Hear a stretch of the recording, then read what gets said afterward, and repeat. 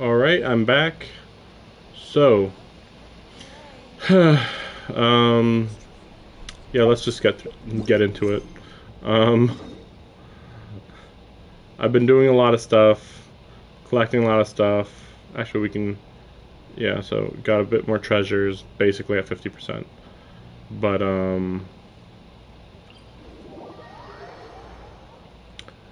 yeah.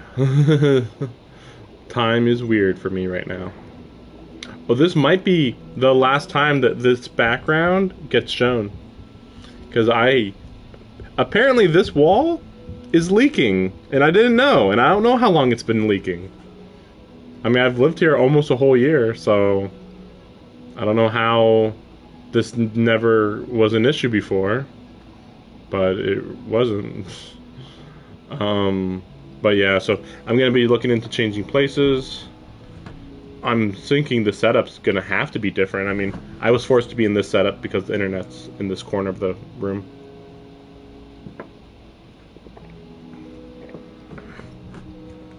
But yeah, we'll see. I'm going to have to move within about a month, I think, so we'll see. Hopefully I can find a place. But yeah, so we'll see how we go here. I don't remember this part of the story. It's been a bit. Yeah, we'll just do that.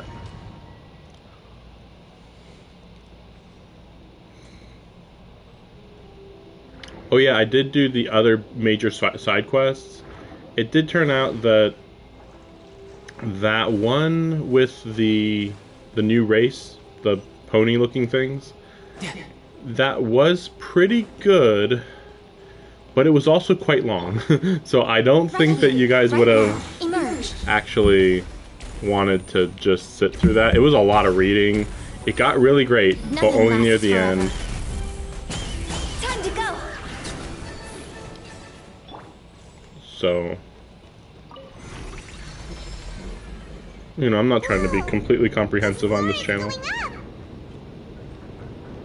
Is it because of this mechanism in the middle? This is a new really prepared a lot of stuff for this place. elevator. Okay, that's it. That was it. Okay.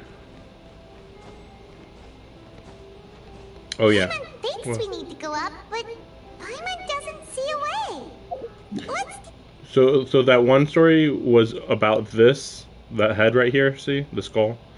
Being, you know, it's a snake-like creature or a whale or whatever the heck.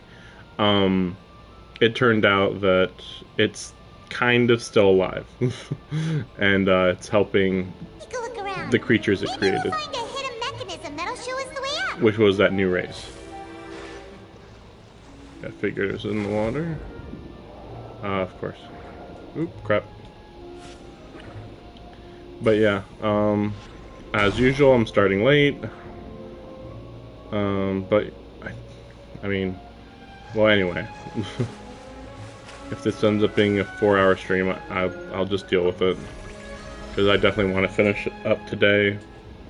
Maybe start a new game this weekend. We'll see.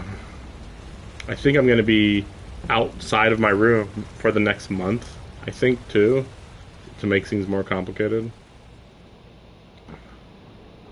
The water level is rising. Now we can swim to the top. But this is still a ways away from where we need to go.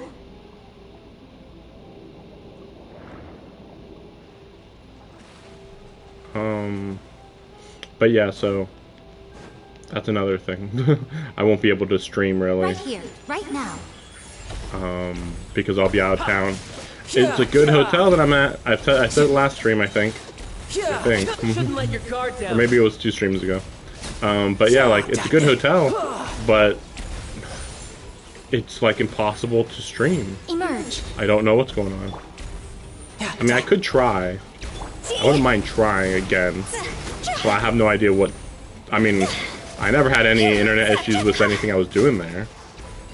So it's probably just one of those situations where the internet's really good, Like it's like really it's like probably like maybe let's say 300 to 400 megabytes.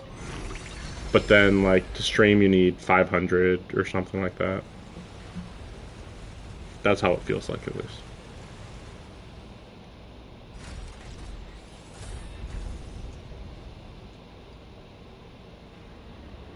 I mean, it did connect. Now the path is clear. Let's go. It did technically connect, so there's that. Because like it would like I mean it's not on my channel anymore because I deleted it. But oh whoops. But yeah, like it connected for like 2 or 3 minutes, and then it just wouldn't show the game I'm playing. It would just show the technical difficulties. With the wind. Video or whatever, and that was all it would show.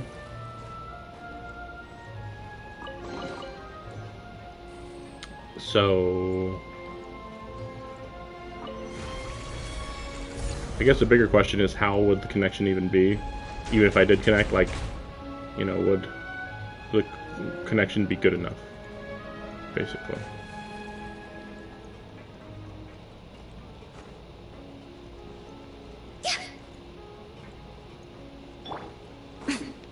Right here. Emerge. Right Wait, now. are we on water or not? I thought, oh, maybe I can use it there on water, then... Mistake.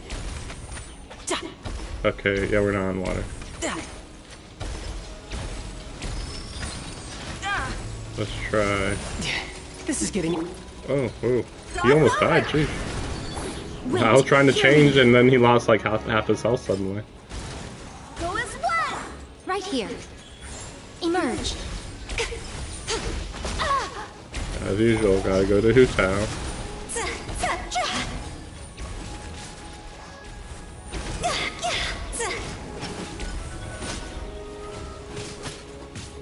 You're mine. Yeah. Okay, I'm trying to remember, what are we here for? I assume we're looking for some sort of proof. Tartaglia's in court.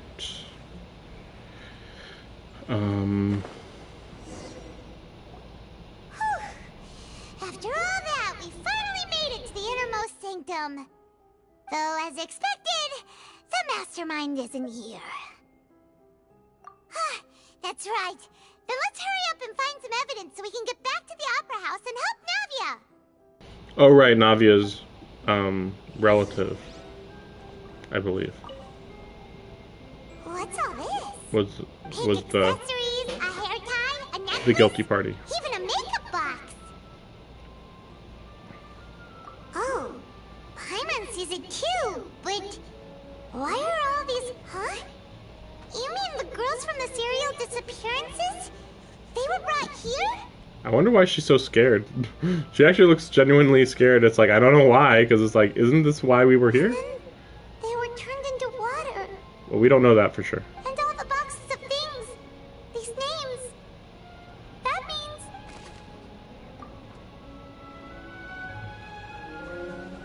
Why would you move their things here? I don't understand that one. Because, like, aren't they getting, like, kidnapped off the street, basically? So how's that work? Like, if you went to their apartment after kidnapping them to take their things, then Whoa. when you get caught... There's so much synth here. And so many bottles of ingredients that probably just contain the waters of the primordial sea. Probably should destroy them. Mixing in progress. Ready to drink? Stock sample? Huh. They've also got all the synth pretty clearly labeled. Whoa, there's even fruit-flavored synth? Yep, it's super obvious. It's kind of weird that we just... How did we find this place? Just randomly? What's this over here? Looks like some kind of place for research. Experiment number 16 aims to verify Jacob Ingold's research conclusions on the primordial sea and use Good thing he his put his name in here. to achieve a breakthrough. The experiment was Or maybe not. No individual managed to resurface from the water from the primordial sea. Female... Yeah, we're dealing with a murderer. Sorry, Traveler. Paimon will try her best. It's just... How could That's someone not true. write something that terrible in such a matter-of-fact tone? You read the rest. Paimon's too scared to keep going. So that's why he did all of these experiments. But did he really think he'd be able to find a way just by dissolving people over and over? That's just insane! Huh? Isn't that the name you heard by the fountain? Paimon thought he was an eyewitness in the serial disappearances case. And I think he was, I thought he was a victim. Which he might still be. Okay, I guess he's a researcher, I guess. You mean Vacher is the one who did all of these... experiments? Oh yeah, they heard Vignir. Oh, okay, I see. And Vacher. Okay, then who's Vacher? So that's it! Vacher was no victim, but personally took his lover. No, that's not it either. If that's the case, why would he want people in any case? It's weird how Paimon was jumping to bizarre conclusions. It could be that they were just both experimenting on it. Because this is maybe the source of the primordial water, maybe? Nobody's asking, hey, where'd the primordial water come from? Oh, don't worry about it. Oh, look, it just disappeared. Don't worry about it. But no, like, they were both experimenting on it, and then she accidentally drank some somehow. That's my best guess. Let's see what's written here. Nothing escaped. Callus. Navia's father. Oh, this seems to be an investigation report on him. Yep. It's about finding someone to assassinate Jacques and Callus. This should prove the existence of the third person, right? We still have not determined the exact content of the key information Callus has passed on to certain members of his organization. The old dog's a real menace to deal with. Even if he abides by the promise he's made to us, he can act whenever he wants to make our lives miserable. The only option left is to Our remove lives? him from the picture entirely. How many accomplices are there with the murder? I concur. Let's send someone to kill him. He won't declare war as long as we don't touch Navi. Oh, seems like we've got a bunch of correspondence between the higher-ups. Oh, they're all just so evil. Luckily, all the evidence is here. All of it. Oh, look! There's an important-looking basin over here. Basin? It's full of water. It's more like a crevice than a basin. That means this is where they make all the synth. Make it? And that special water is the main ingredient. Make it? If you dilute it with normal water, you'll get synth. But the pure stuff can dissolve a human. Paimon will take notes on this incriminating evidence. I wouldn't really call it incriminating. But everything else here is We've incriminating. looked at almost everything here, and it seems like our theories were spot on. Yeah, here's Vacher. We haven't found anything that reveals his true identity. No wonder even Nervalet wasn't able to find anything. Whoever it is probably destroyed everything to do with that name a long time ago. That's quite an assumption. That way, even if we bring all this back to the opera, we won't be able to identify the true culprit. Sure thing. Paimon won't admit defeat to this guy. I'm going to come up with my own ideas. Look at these dozens and dozens of books. Oh yes, we would never be able to find evidence of who owns these books. So wait, so well, we already did that. We did that. Did that.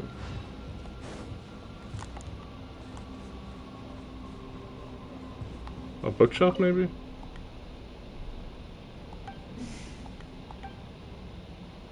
Okay. Oh, maybe? Unless it's the same bookshelf. Nope, same bookshelf.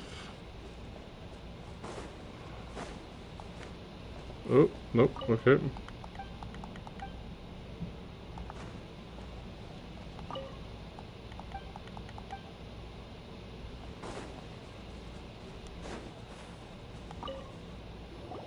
You take that side and punch.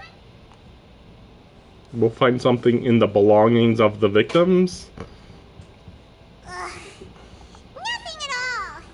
And Paimon can't even find snacks either. Oh, really? Let Paimon see.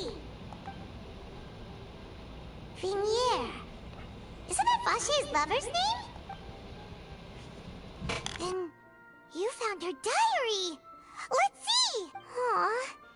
It's just a normal diary chronicling their love story. So many! A whole page's worth! The final name she decided on was...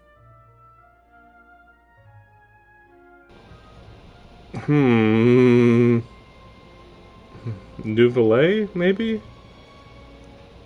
I kind of feel like it's gonna be somebody else. Let's see. Marcel! Oh, okay, it's just Marcel, okay. Whatever. So it was the mom. Wait, but Marcel's pretty old. Has this case been going on for so... Hey! What's there to figure out? They just found out everything. Literally, every piece of evidence And was there. whose image do you see, Marcel? Is it a man named Vache? Oh, so you do know that name. I'm merely surprised you'd suddenly say the name of someone I've never even heard of. I was waiting for you to say that. Navia! We're back! As expected of my partner. I just knew you'd return in the nick of time. Just how often do you intend to flout the rules of this court? It's all right, Monsieur Neuvillette. Given their confidence, I expect they've found the crucial evidence. You know, it's... I would be on Nouvellette's side, but like, there's no investigation. Like, they freaking go to court in one day? It's the complete opposite of reality. In reality, you go to court after, like, 6 or 9 months. But here, they go to one day. It's like, how about 1 week? Or 2 weeks? You know, that's normal. Here they're just like, what? How crazy that you found evidence in the middle of the trial. It's like, well, we only had 1 day to find it. Maybe 1 day. Like, it might even be more like 12 hours or something. There are only simple trials, as we all know.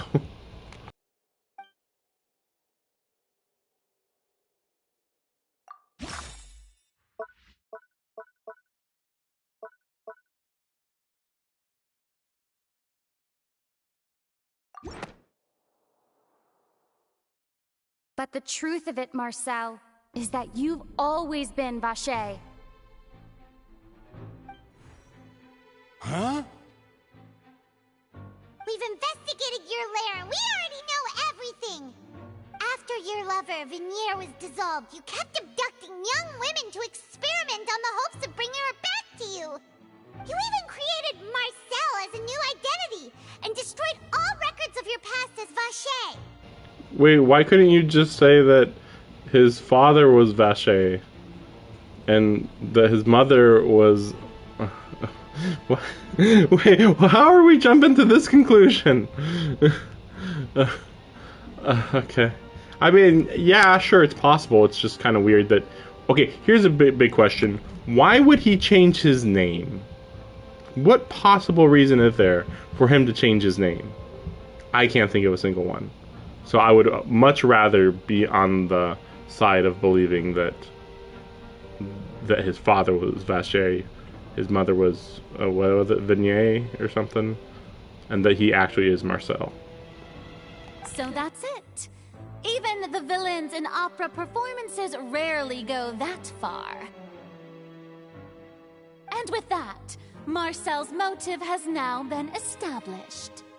This information regarding your past also dismantles your prior timing defense. Well, Marcel, do you know where you went wrong? You fixated your gaze on the lover that passed away, instead of paying attention to the living people around you. Yeah, hey, we're right in the middle of the Genshin story, the new update story. Like, we're pretty much right at the end, honestly. I think. So, you never noticed how we changed, or how we grew as individuals. You also never understood Boss's real expectations for his daughter. Or our determination to see things through. Your determination. No, thank you. I kind of already have that figured out. But I'm also in the middle of a lot of busy life stuff. so even if yeah, all the stuff that I plan to do, I can't even do for another month probably. Mr. Marcel, please speak up now if you would like to defend yourself. Otherwise, the trial will move on to the next stage. Do you really think I wanted to do any of this? Pay attention to you?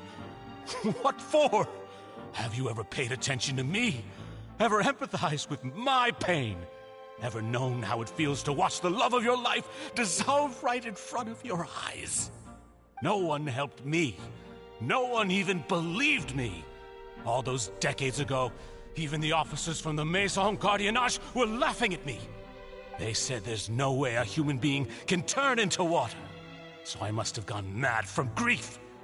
Vignère's death was brushed away by all of you as if it didn't matter at all. Well, now you know, don't you? Ha! Well, it's too late now. All those who were dissolved are gone forever. You only have yourselves to blame. You set up this ornate opera house in pursuit of your so-called justice, your beloved drama, while turning a blind eye to the suffering of the people. Vignère is dead. We promised each other that we would always be together. Wherever she goes, I will follow. But I'm not from this blasted place, so I can't be dissolved, no matter what I do. Hey, is that water from the primordial sea that he's drinking?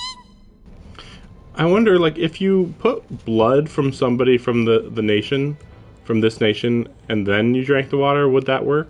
But probably not.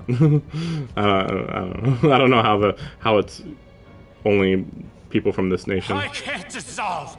Can't dissolve! Can't dissolve! Do you all see? I can't go! I can't follow! So if I can't go where she is, what choice do I have but to try to bring her back? I did all of that, and in the end, that accursed Calus still got the better of me. I spent my entire life living on pins and needles, only to get stabbed by his idiot daughter at the very end. It just feels like he's just saying, like, a lot of random stuff. It's just like, yeah, I guess some of this is, like, reasonable things to say, and then some of it's just like, okay. Alright. What an idiot daughter. Why is she an idiot? What? And why were you living on pins and needles your entire life? Why? The suspect is exhibiting signs of mental distress. Guards, please restrain him. Don't touch me! Don't anybody come near me! I still need to save Vignère. A promise. We made a promise. Vignère. Please, Vignère.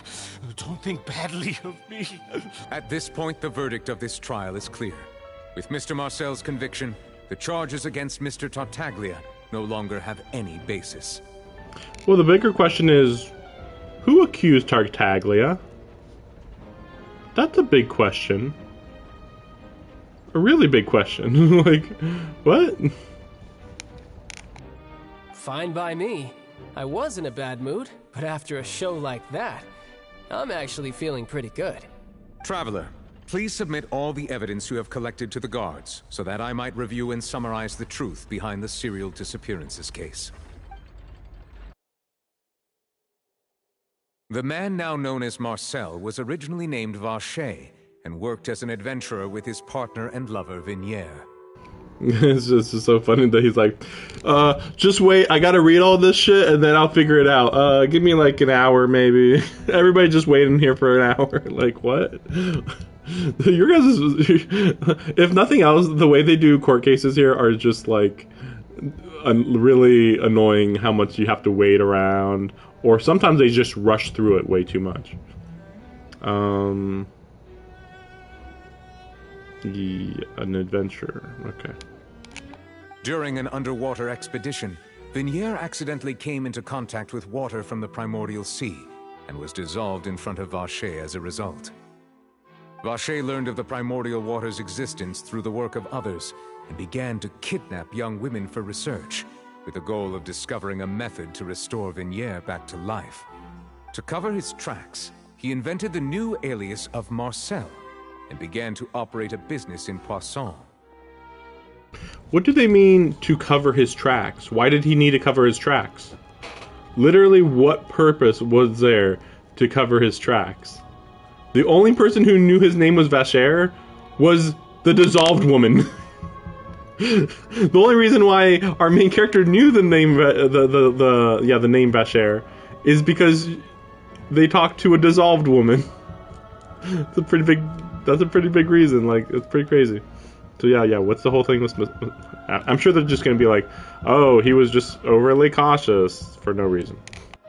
During the course of his research, Vacher discovered that a diluted concoction of water from the primordial sea can induce feelings of euphoria, and began to manufacture and market synth.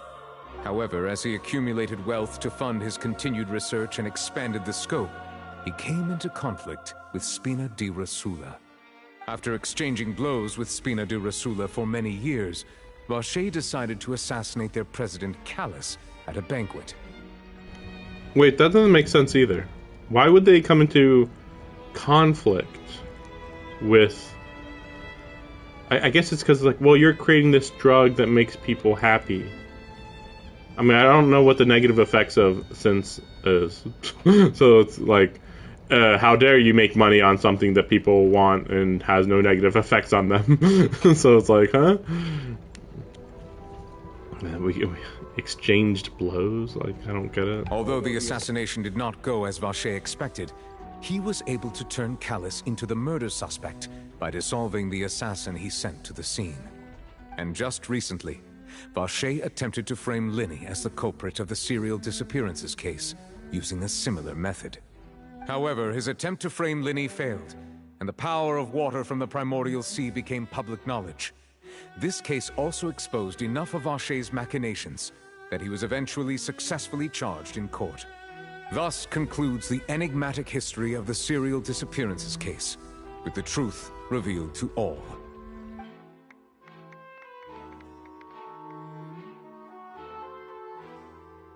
The Oratrice will now deliver the final verdict regarding the charges against Mr. Vacher.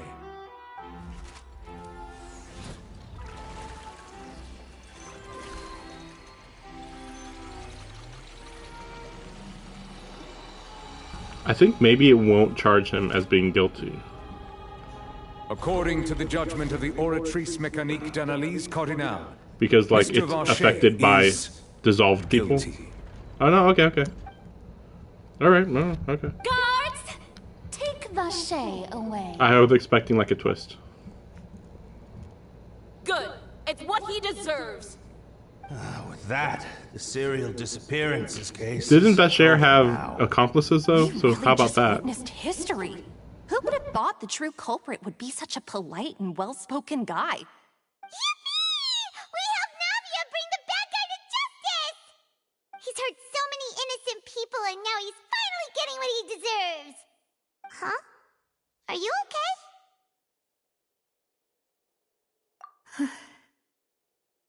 Demoiselle, you were absolutely brilliant. The day our late boss had always hoped for has finally come. You can rest easy now. knowing justice has been served. Yeah. Yeah. It's finally over. It's all thanks to you guys. And my partner. See, Papa? Spina di Rosula still... Well now, hasn't this been a most delicious piece of drama? The villain has been caught, justice has been served, past wrongs have been righted, and it's a big ol' happy ending. Since it's been such a great show, I'll just let the false accusations against me slide. Either way, I've still got some business to attend to. So, if you'll excuse me... Please wait just one moment, Mr. Tartaglia. What now? None of this has anything to do with me.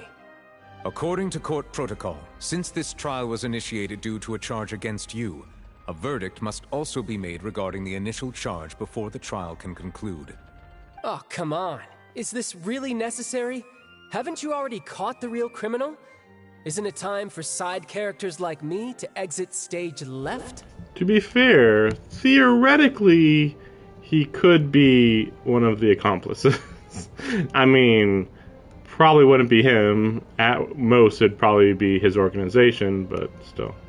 Anyway, here's where the twist happens, I assume. Please respect the laws of Fontaine. This has always been the rule. All right, but this sure is a lot of hassle. All I need to do is stand over there, right? Let's just get this over with.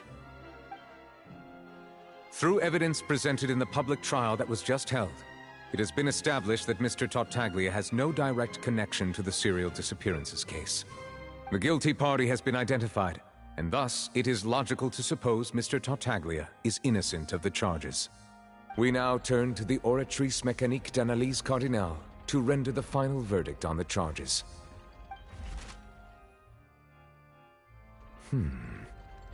According to the judgment of the Oratrice Mécanique d'Analyse Cardinale, Mr. Tartaglia is guilty. What? Hey! That's not funny! Didn't you just say I'm supposed to be innocent? What's with this verdict? Is your justice machine malfunctioning? Huh? This has never happened before. The Oratrice actually returned a different verdict from the Chief Justice. I mean, have you ever heard of an innocent Fatui Harbinger? Do you think the Oratrice might have just convicted him on general principle? But weren't the charges about the serial disappearances case? No matter what else he's guilty of, it shouldn't affect the verdict in this case, right?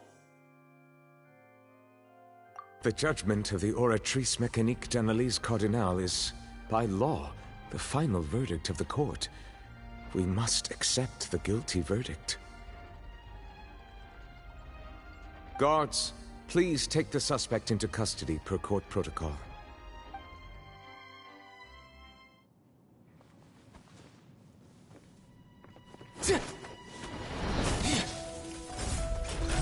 So this is how justice is done in Fontaine. What a joke. You've got your rules. Well, I've got mine too!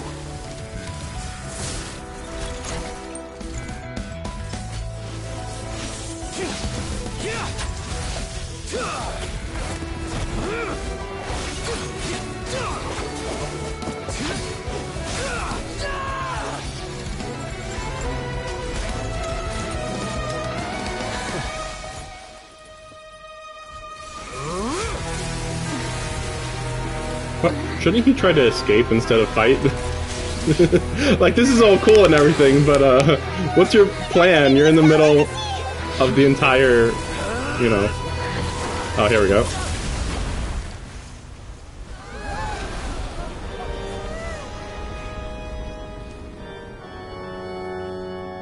I am sorry. If you have been wronged, we will find the truth. But the rules of the court must be upheld.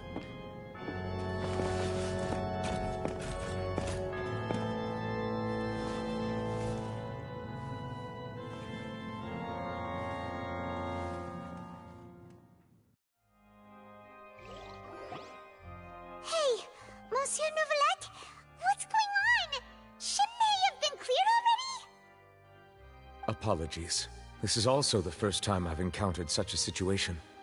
However, according to the rules established at the conception of Fontaine's court system, the Oratrice's judgment is the final verdict of the court. Unfortunately, in this game, we don't really go into histories of what's been done in the past, because it's like, why is there even a rule that says that the Oratrice's judgment is the final call, when apparently this is the first time a judge's and the Oratrice's conviction have been different. It's like, well, why even have the Oratrice in this at all? It's like having two judges and one judge matters more than the other one.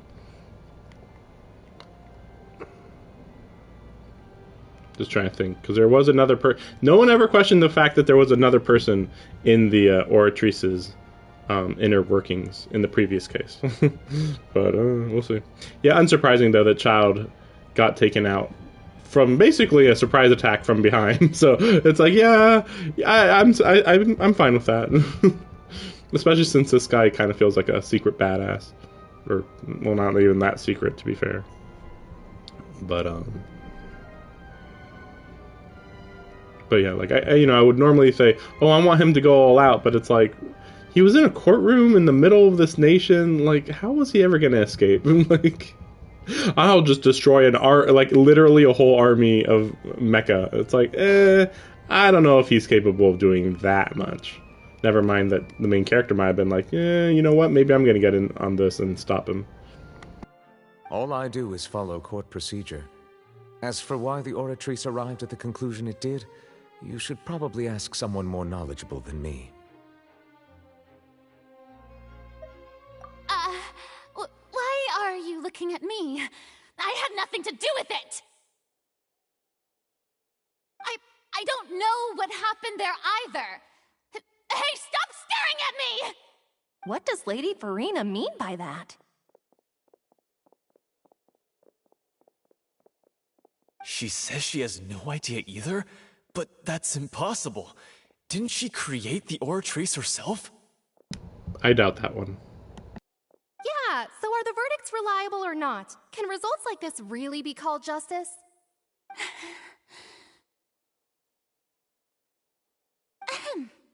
My dearest citizens, did you really think we'd allow an incorrect verdict to be handed out in this court?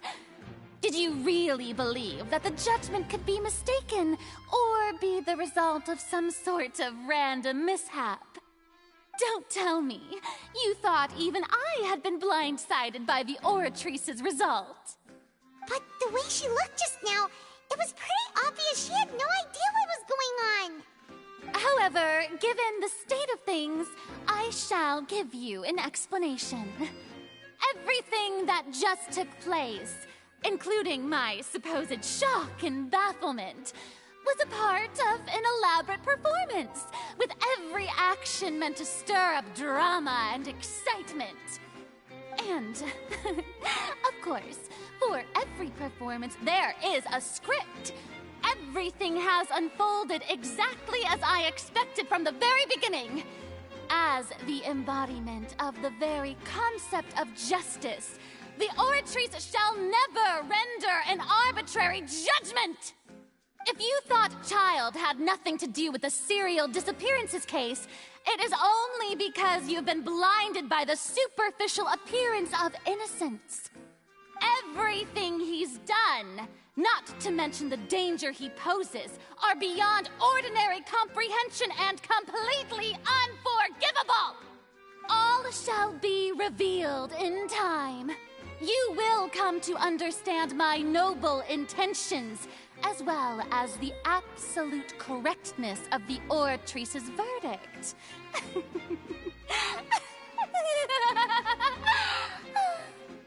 Now, having said that, although I hate to leave things hanging in suspense, it is now time for this performance to end. As the lead actress, I shall be the first to take my leave. Toodaloo! So she chose to make her escape after all, did she? So you're saying we shouldn't put much stock into what she just said? She probably just put on that performance to save face. As for the truth, It's unlikely that she actually has any idea. However, please be assured that I will continue to investigate this case in a personal capacity. Just as I promised, if the judgment has been incorrect, we will do our utmost to clear his name. All right. Even though we feel pretty badly for him, we'll take your word for it for now. After all, he's done plenty of bad stuff, so he should have known he'd go to prison someday, right?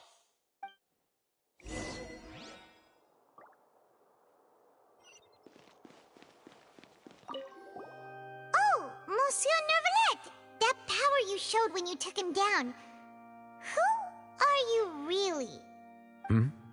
I'm the Chief Justice of Fontaine, of course. If officers of the law lack the strength and capability to enforce it, then it makes a mockery of justice. I'm just like looking at his design more. I just noticed his gloves have like hydro symbols on them, and then he's got these weird blue things flying out.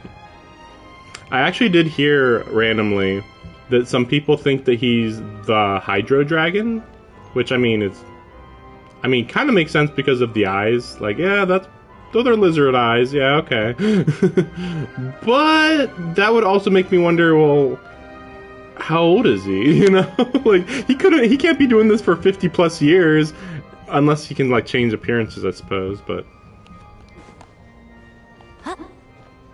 apparently he also said like humans at one point, so that's like a weird thing. I saw that there was a, what do you call it? One of those, the take a picture things. Was it a fluke?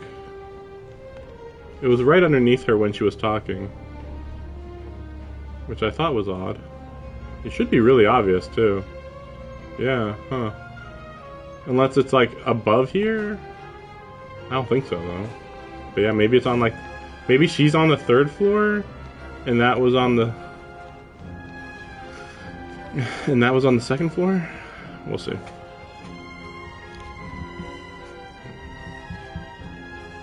Hey, what are you doing? Quick, really? stop him! You're letting him do this? Traveler! Hey! Traveler! Marcel! What are you doing over here? Stop resisting arrest! Cease, or we'll add another charge to the list. No, wait! I just want to ask the Traveler something. I'm not looking to run away. Please, just let me ask this one small thing. Go on. Thank you. Oh, this is gonna be where he's like, well, how did you know about my name? And then I'm like, it's because I talked to your dead wife. I was being led away when I finally realized something. Where did you... I erased all records of that name. Are you still trying to prove your innocence? Give it up. You've already been convicted. Really? You did? You're sure? You met her? But how could that be? The Fountain of Lucine? Then she's been so close to me all along. And I just never... Please give me a chance to talk to her again. Just let the Traveler take me to the fountain to see her one last time. This is the last request I'll ever make in my life. You can do whatever you want to me afterwards. I don't care. What? Give an inch and you want to take a mile? Do you think serial killers get to make requests like that? Paimon agrees. Why should we give him what he wants when he's only done a ton of super terrible things? This request, is it worth as much to you as your life? Of course! Wait, no. It's worth even more than my life. Humans. Will they betray the instinct to live just to satisfy spiritual needs? Oh, so this is where he says humans. That is a little obvious when he says it like that. It's like, human. Like, yeah, it definitely makes you sound not human. But it's funny that he says spiritual needs. This is more of a mental need, really. I mean, this guy is about to go insane because the last 20 years of his life has been dedicated to basically doing what he wants to do right now. Very well. I will grant your request. Your Honor, I will go with him. You do not need to worry about any escape. In that case, I shall leave him in your most capable hands, Chief Justice. Thank you, Your Honor.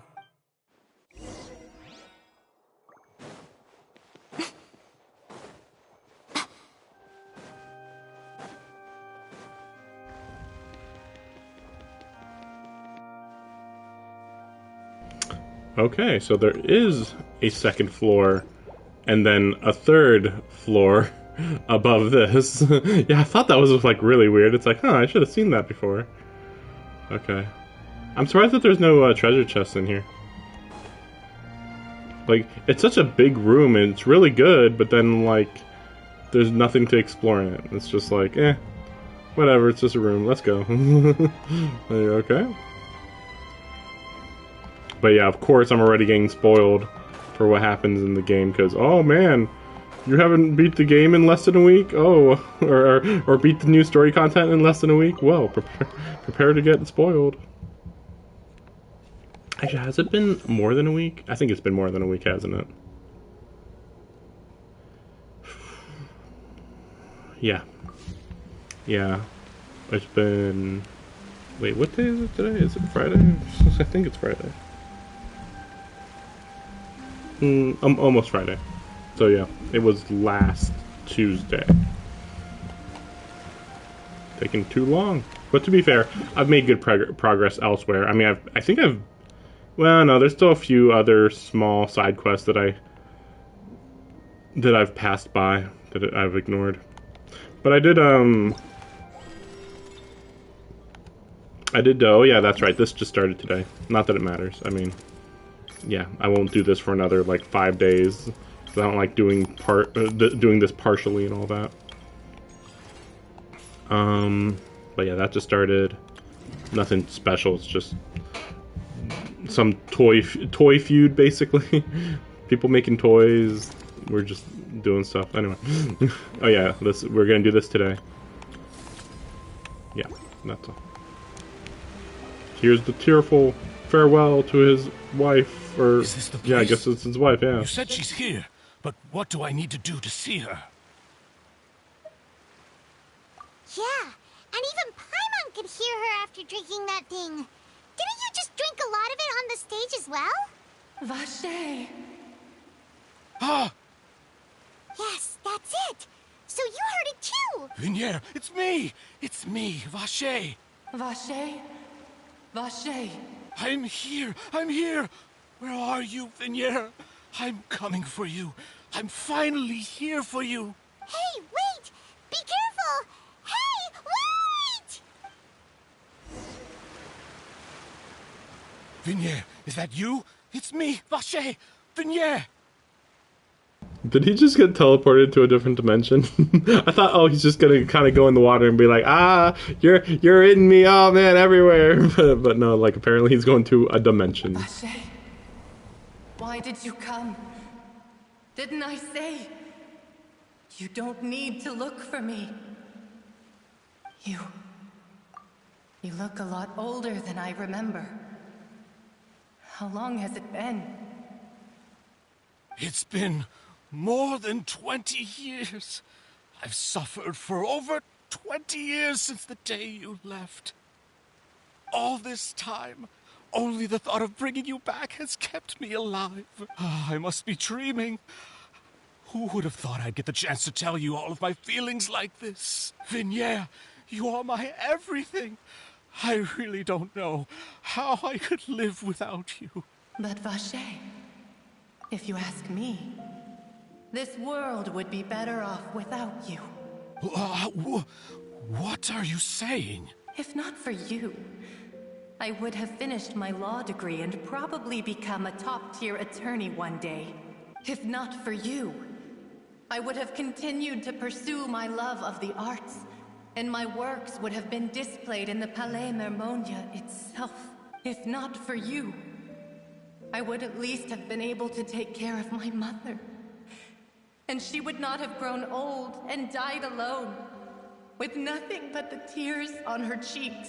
It's all because of your selfishness, Vache. It's all because of you. You... Wait, you are not Vignere. Who are you? You're right. I am not Vignere. I am the sacrifices. It's nice to hear that. I did think that was weird. Well, I guess technically it's still the same thing though. This is just like the collection of all the women he killed. Because, yeah, it would have been weird if every single person he killed could just turn into an Oceanid. It's just funny that everybody was like, yeah, it's obviously Vanir. Anyway, he's gonna die now. Every woman who died by your hand, as our bodies dissolved, our consciousnesses flowed back to the primordial sea. Our thoughts circulated endlessly within the primordial sea. And we were no longer individuals, but we became one. Just as streams of water come together in the sea. I'm Cressy. I'm Lemony. I'm Azine. The only one I am not is Vinier. Why? But then, where is Vinier? She doesn't want to see you anymore. Every tendril of her consciousness is avoiding you. This is what you get for your selfishness. Your selfishness robbed us of our lives and our futures. You said time and time again that you'd do any and everything for her. But did you ever consider whether she'd want to see you do the things that you did? If she would despise you for what you became?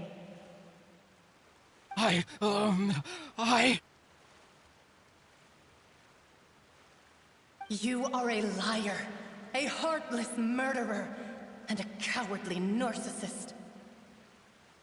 The only thing you are not is Vinier's beloved. From the moment your first victim died and her consciousness merged with Vinier's, she has had nothing but pure hatred for you.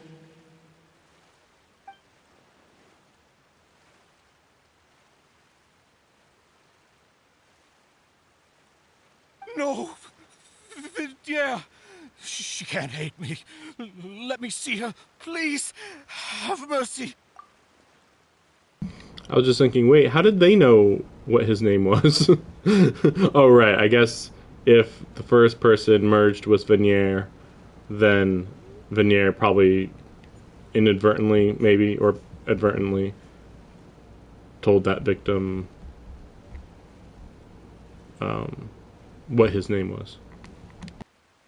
You still don't understand. When I said don't look for me, that came from the real Vinier. She really doesn't want to see you anymore. But on top of that, she also said that because it's her final drop of pity for you. She said that because she knew that if you did come here, we will show no mercy to you. Vache. Vache? Vache. Vache. Vache. Vache. Drown.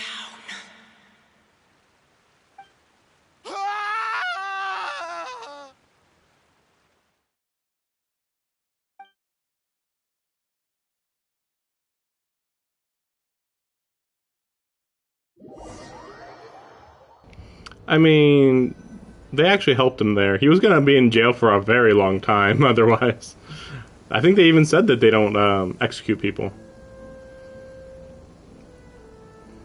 Finally, we have some time to do shopping. Gosh, it's really been a long time since we've been able to relax. Huh. Well met, partner. I knew something great was going to happen when I woke up in such a good mood today. Even this weather can't put a damper on the demoiselle's mood. It's a pleasure to see you both again. Oh, hey, Navia! It's been a few days. Paimon's already started to miss you. Oh, now that I believe. I'm easy to work with and always bring home the bacon. Who wouldn't treasure having a partner like me? I feel like she's literally just flirting. Like this entirely sounds like, yeah, you should date me. like that entirely just sounds like, it'd be really nice to date me, Sounds like you're really enjoying life these days, Navia. What have you been busy with since the trial? It's just been one thing after the other. I've been making non-stop trips between Poisson and the court since then. Everyone from Spina di Rosula organized a memorial for my father. We never held a memorial when he first died, since everyone knew that even if we held one back then, no one was going to come. This time, though, everyone in Poisson, and even many people from the court, all attended. So his name's definitely been cleared now. That's what we like to hear. It's been the dearest wish of Demoiselle all along. That blasted stubborn fool. I was right to put my faith in him. Oh, by the way, I ran into Charlotte just after I left the memorial service. Well, maybe it'd be more accurate to say I knew she would be there, and there was no way she'd just let me go. Huh? So you know Charlotte too? The Charlotte? Journalist from the Steambird? Yeah, way back when I first became the president of the Spina di Rosula, she was all over me. Wouldn't take no for an answer. I believe the story was called The True Heart of Darkness, Secret Tales of the Yellow Rose. To be fair, though, it was a really flattering feature. So, we've been on pretty good terms ever since. She was trying to lean on our friendship to get me to do an exclusive piece on the serial disappearances case. Oh yeah, she told us about that. She's always been super interested in that case, so now her wish has finally come true too.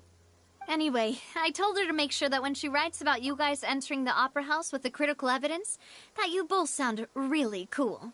Now that's another thing to look forward to.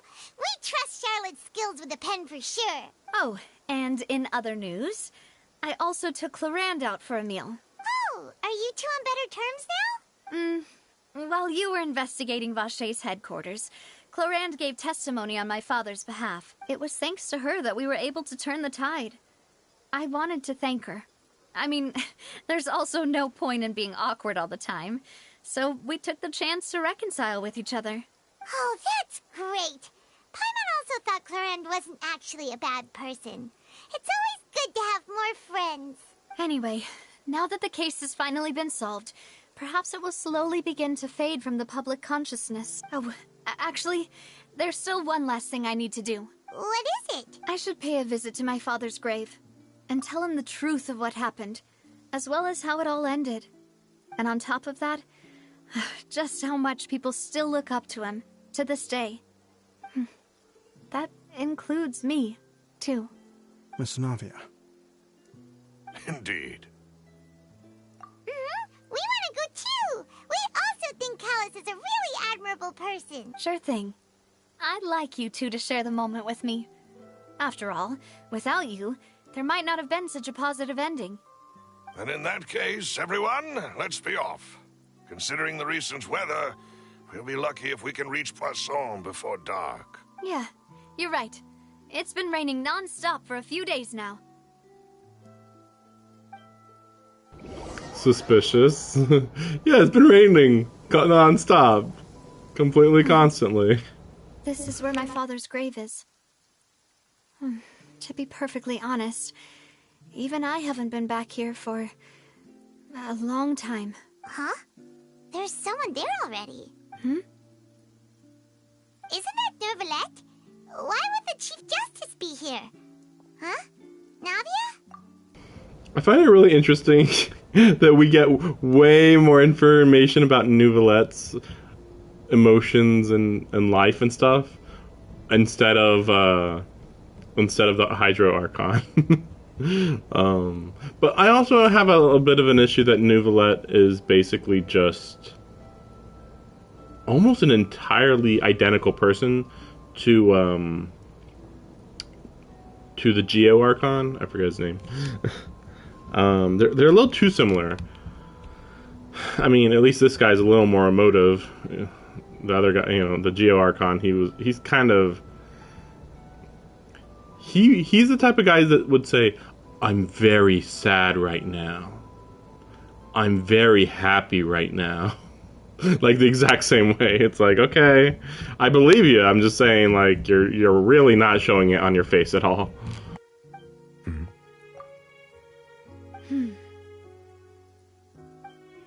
My apologies. I should have asked before coming to pay my respects. Don't say that. Sorry about that. Oh, I was trying to say there's no need for you to apologize. I wanted to show my father how much I've grown, but still, I doubt I've grown to the point that even the Chief Justice would feel compelled to apologize to me over and over. In that case, I will stop apologizing for now. You really could use some pointers on understanding human emotions, Monsieur Neuvillette. In any case, why did you come to Poisson? Well, ever since that day, I've been turning a question over and over in my head. Just what is justice anyway? There was once a time when I didn't want to believe that there could be anything more important to humans than life itself. Oh, rather than that, it's probably more truthful to say I didn't believe humans were capable of resisting the most basic instinct of living things. That they could rebel against their own nature, or consider certain things to be more important than their own lives. Which is also why I didn't stop your father from beginning that fateful duel. I believed that a truly innocent man would never throw away his life like that. That there was nothing, should have been nothing more important than one's own continued survival. But Mr. Callis proved me utterly and decisively wrong. If not for his sacrifice, the serial disappearances case would have remained unsolved to this day. Mr. Callis made the choice he did for his daughter, for his associates, and for many people completely unrelated to him. And in the end, from a certain perspective, one could say that he did it all for the sake of justice. A justice that's higher than life itself. So, you asked me why I came here. I just wanted to say my apologies to Mr. Callis in person. I should have noticed all of this much sooner. This regret has filled me with a sadness that has haunted me for days. That high and mighty chair in the Opera Epiclese indeed insulates one from many important things. Spina di Rosula, thank you so much for your hard work and perseverance. I'm sorry for being mad at you before. So, you're actually one of those types that's cold on the outside, but pretty thoughtful on the inside, huh? That reminds me of Silver, one of my guys. Sorry about that. Self-expression is not one of my strong suits.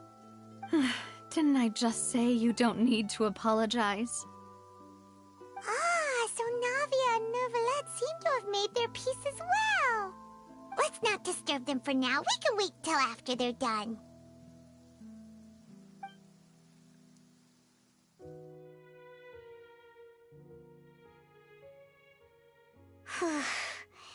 Paimon's never paid respects at someone's grave before. Did Paimon do anything rude there? Huh? Oh, Paimon didn't know that was a thing. But Paimon doesn't know what she would do if she can't fly. Oh no. Paimon hopes Miss Navia won't be too mad. Anyway, Neuvillette is still standing around there. It's not often that we can catch him alone like this, so why don't we go talk to him for a bit? If we can't talk to Lady Furina, we can at least talk to him, right? That's the funny thing. Like, he really does just replace Furina in every way. So I don't know why her name is Furina when she literally called herself Focalor. But anyway. Oh yeah, I have seen this ship before. I think there's like very little to it though. It's just, for some reason, a metal ship's here and it looks cool and that's it.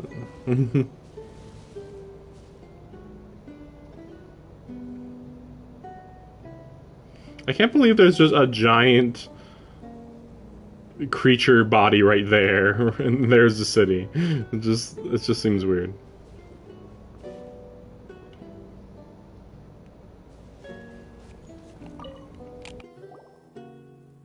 Oh, it's you two. Did Miss Navia invite you to come pay your respects to her father? We ran into Navia on the streets today, so we just followed her here. I see. Then is there something that I can help you with? Well, it's pretty hard to run into you like this since you're usually super busy. So we figured we could try to ask you a few questions, if that's okay. Please feel free. Though outsiders, you helped us solve one of the greatest mysteries in Fontaine, and it would be my pleasure to return the favor.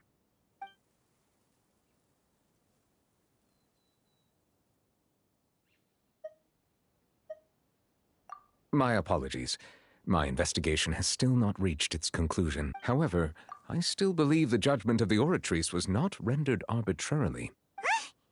But you also said you thought he was innocent. For many years, I have been quite aware that the Oratrice does not simply mechanically repeat the verdict that I give on each case. As a divinely created mechanism, the people's unified faith in the concept of justice is integrated into it.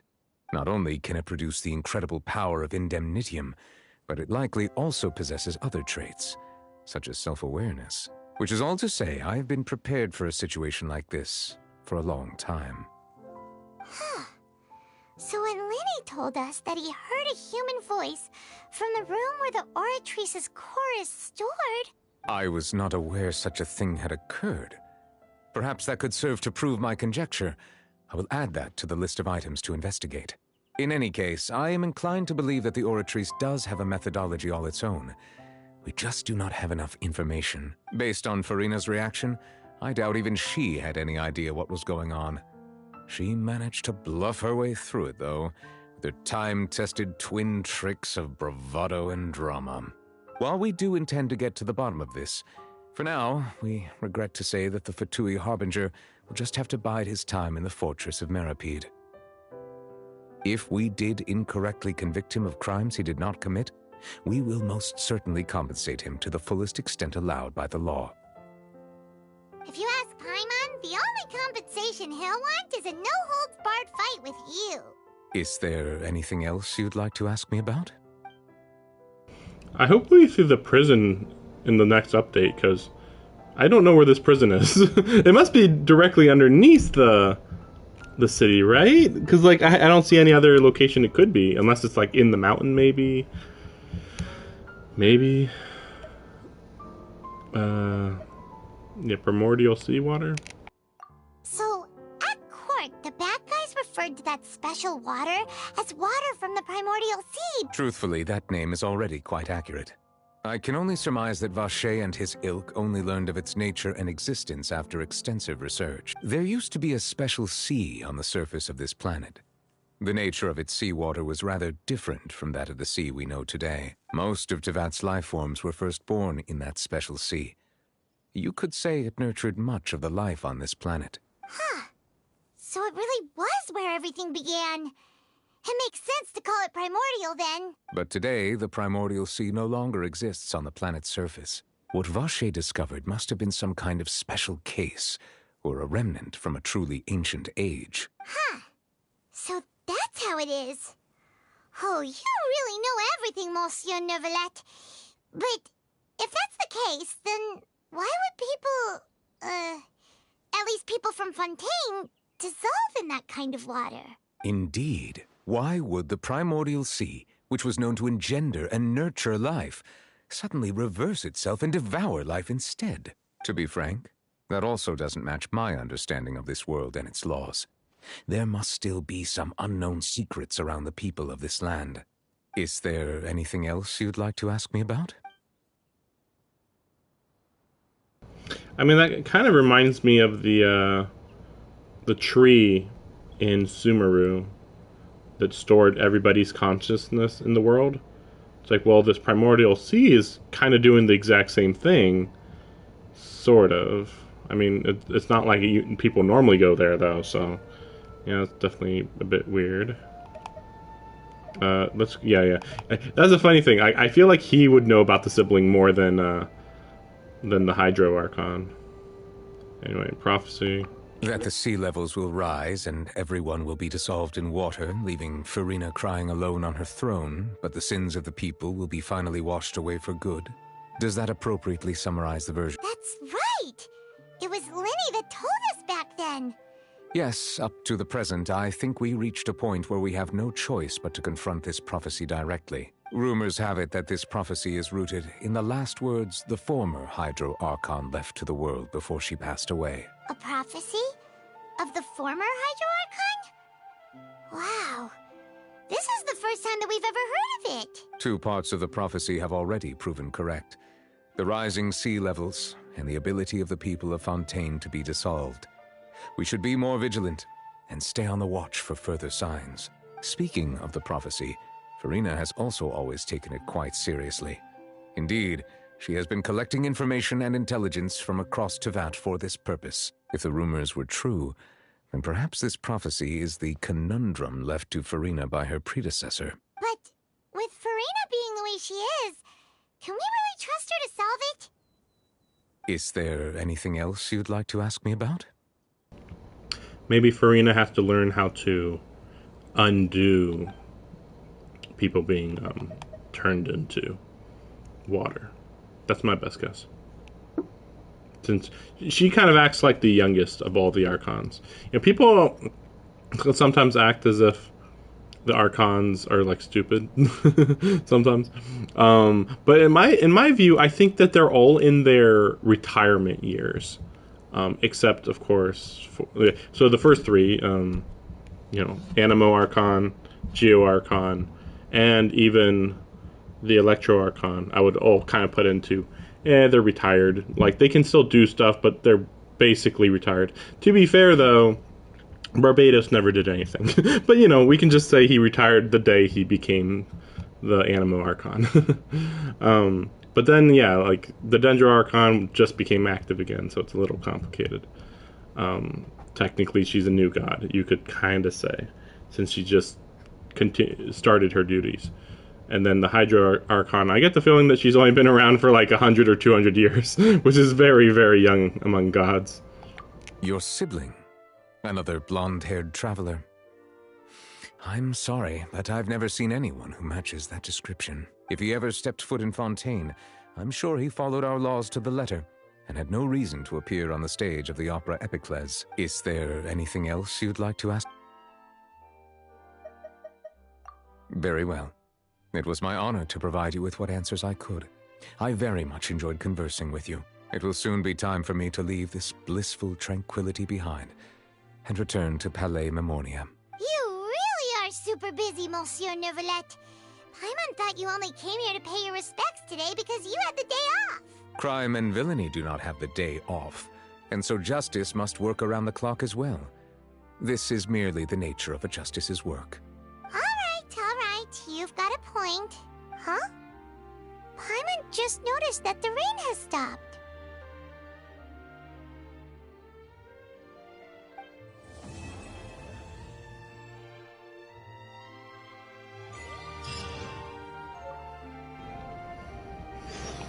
Yeah, people also mentioned, what the heck is this shit? Okay. People also mentioned that, that maybe Neuvillette's mood is what causes the rain to fall. Because, being the water dragon, he could cause rain to fall when he's sad or whatever, or something like that. But I don't know about that. I mean, it's certainly possible, but that would imply that every time every time that there's a court case, he's sad, which I just don't really believe that at all. That just sounds wrong. It's like, I could see that being the case very rarely, but consistently, nah. Same thing with Furina, I have to wonder. Maybe it's at any time that Furina is distracted, that she doesn't pay attention to her country. Because every time she's in a court case, she's, absorbed in whatever is going on in the court case, instead of actually running her country. It could be anything. But I will give credit to what I heard and say he's probably the Hydro Dragon, it's kind of hard to view him as anything else. I mean, heck, up to now, I'm trying to think. Up to now, I'm thinking about like immortal-ish, or higher beings, higher creatures in the world, like the I can't be expected to remember everything here, but you know, like the animals that talk here. I forget what they're called. You know, like them. I'm trying to remember what the case was over here, though. Oh, I guess Aranara. And then at in Azuma, there were there was a couple creatures that were human-like and stuff that you know, Nekomata, Fox Spirit, you know, that type of stuff. So there's that. But then I don't know. I mean, they don't exist here. I mean, you could kind of count the dragon, but I don't think we're supposed to count the dragon. So the closest you get is what's his name? Albedo. But that was kind of a really unique situation. So I don't know if you should even count him. Yeah. So far, Mondstadt's still like the most normal. Like, oh yeah, only normal humans are here. Whereas here, I mean, mostly it's humans, but then you have the Oceanids, which we haven't seen anything about the Oceanids yet, which is very suspicious. Like, I thought there was going to be way more Oceanids. I think I ran into one, maybe? I'm not counting the one that was in the fountain, though. Okay. So, oh yes, actually. There is this to unlock.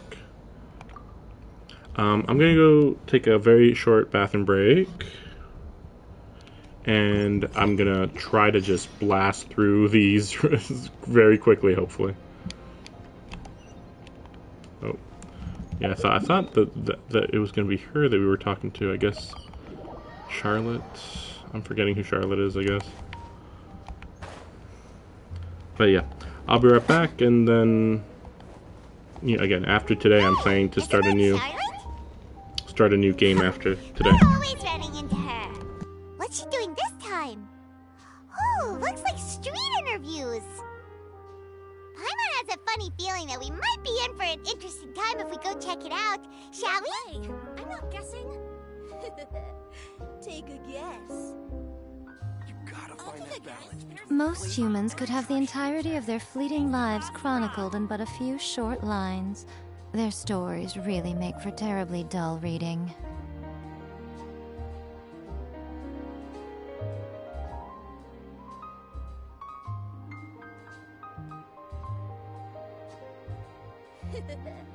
Take a guess. No way! I'm not guessing. There's no way worrying about the future. Hey, Sarah.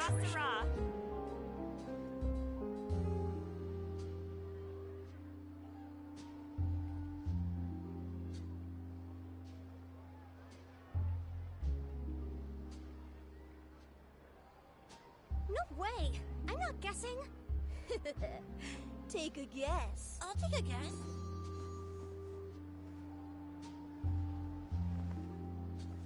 You gotta find that balance between flavor and nutrition.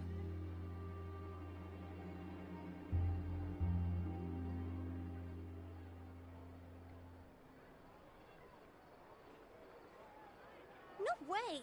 I'm not guessing. Take a guess. Traveling to other worlds is all that anyone seems to be writing about these days. Goodness knows what they find so disappointing about their own world. You gotta find that balance between flavor and nutrition.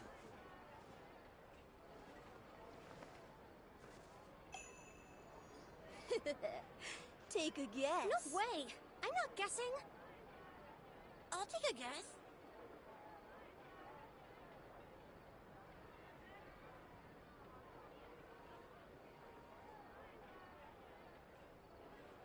You gotta find that balance between flavor and nutrition.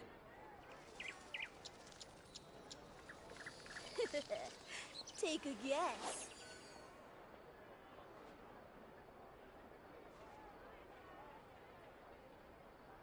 I'll take a guess. No way! I'm not guessing! There's no point worrying about the future. Que sera, sera. You gotta find that balance between flavor and nutrition.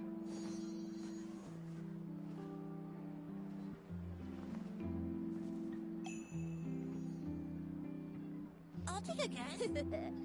Take a guess. No way! I'm not guessing!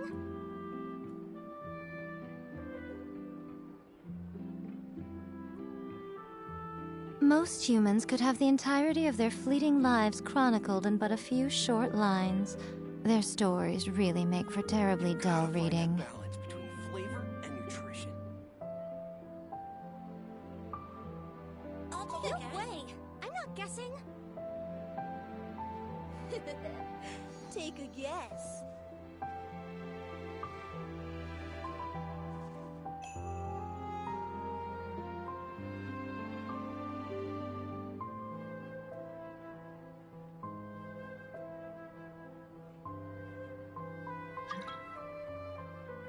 No way!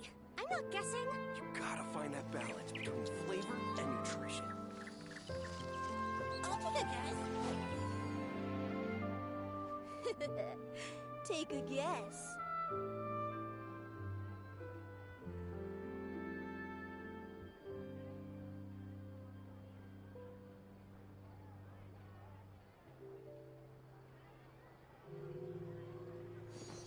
No way! I'm not guessing! You gotta find that balance between flavor and nutrition. I'll take There's a guess. no point worrying about the future. Que sera, sera. Take a guess.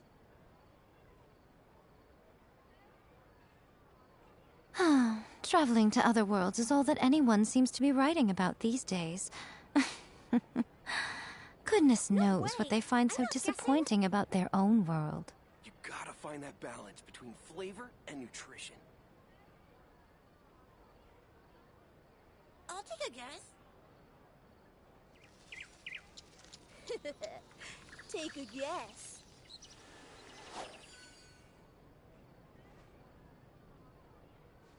No way! I'm not guessing!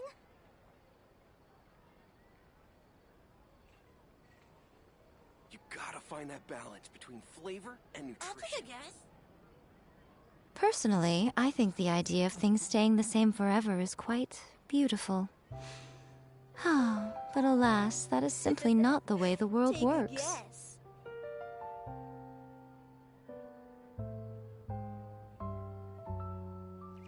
No way! I'm not guessing! You gotta find that balance take a between guess. flavor and nutrition.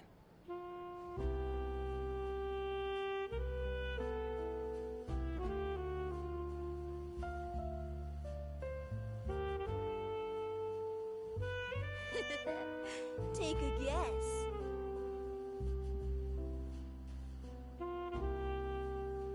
Most humans could have the entirety of their fleeting lives chronicled in but a few short lines. Their stories really make for terribly dull reading.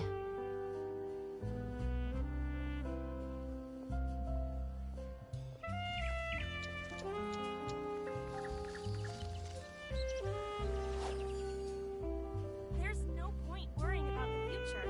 Que sera, sera. Take a guess. I'll take a guess. You gotta find that balance between flavor and nutrition. No way! I'm not guessing!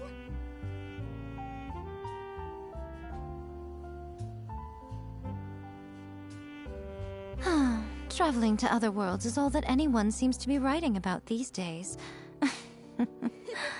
Goodness knows what they find so disappointing about their own world. I'll take a guess. You gotta find that balance between No flavor way! and I'm nutrition. not guessing!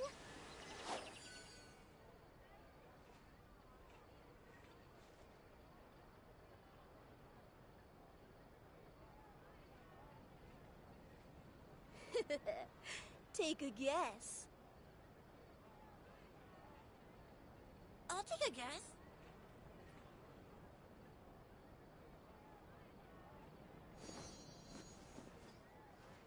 You gotta find that balance between flavor and nutrition. No way! I'm not guessing.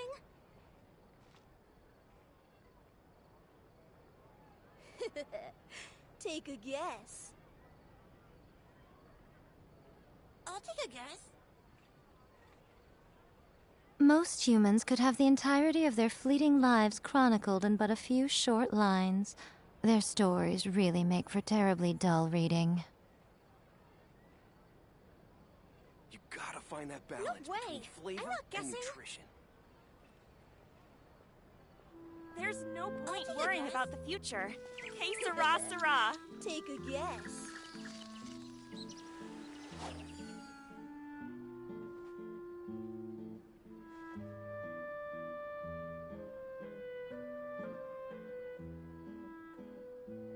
No way. I'm not guessing. You gotta find that balance between flavor and nutrition. There's no point. Personally, I think the idea of things staying the same forever is quite beautiful. I'll take a guess. Oh, but alas, that is simply not the way the world works.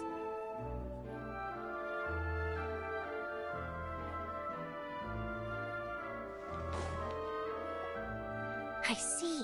So you believe that this warning letter was sent by the Phantom Weasel? Absolutely. I've said it before and I'll say it again. The Phantom Weasel never acts as you expect. He must have faked his own death 10 years ago using a body double.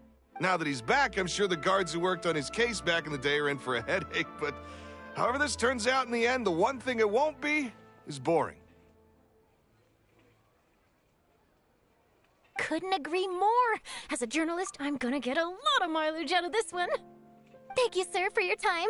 Now, whom should I interview next? Huh? Hey! What a coincidence! Fancy meeting you here. Perfect timing. So, the Phantom Weasel's latest warning letter. What are your thoughts? Yeah, this is the first time we're hearing of this one. Could you clue us in? Huh? Oh, sorry. Yes, this case is from a decade ago. I guess you wouldn't know about it. Well, not to worry. You're in good hands because I'm a professional. The story goes like this. 10 or so years ago, a phantom thief became active in the court of Fontaine, known only as the Weasel. Wow, cool! Precisely. Well, except the part where they actually have a good reputation. Our Weasel targeted whatever people held dear. And he would just as soon steal a necklace from a rich merchant's safe as he would a toy doll given to a commoner child for their birthday. I know. The phantom thieves you read about in novels rob the rich to pay the poor. But this guy did not discriminate. Unsurprisingly, this didn't work wonders for his public reputation. Every man and his dog wanted to see him behind bars. Yeesh. Not exactly. There's a good chance that the Weasel would still be at large to this day if it hadn't been for an accident 10 years ago. A magician named Caesar fell to his death in a botched high-altitude escape performance. When the police went through his personal effects, they found a hoard of stolen loot and gadgets used for criminal activities. And that was how the Phantom Weasel's identity was revealed to all. Sure enough, thefts in Fontaine went down after Caesar's death. But today, 10 years on, the notorious thief has once again issued one of his warning letters and pasted it on the gate of the Opera Epiclese for all to see. I had to squeeze through the crowd this morning to get a photo as soon as I heard. Here, it's this one. So, this is the warning letter, huh? Let's see what he wrote. 3 days from now, when evening falls, I shall take from you that which you hold most dear at the Opera House. Just as you did to me 10 years ago. This is, without a doubt, a clear declaration of criminal intent.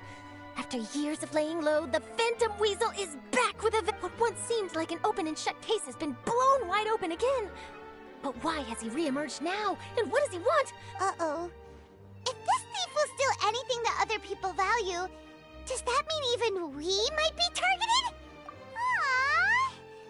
But Paimon doesn't want to get kidnapped. Well, he'd have to go through you first.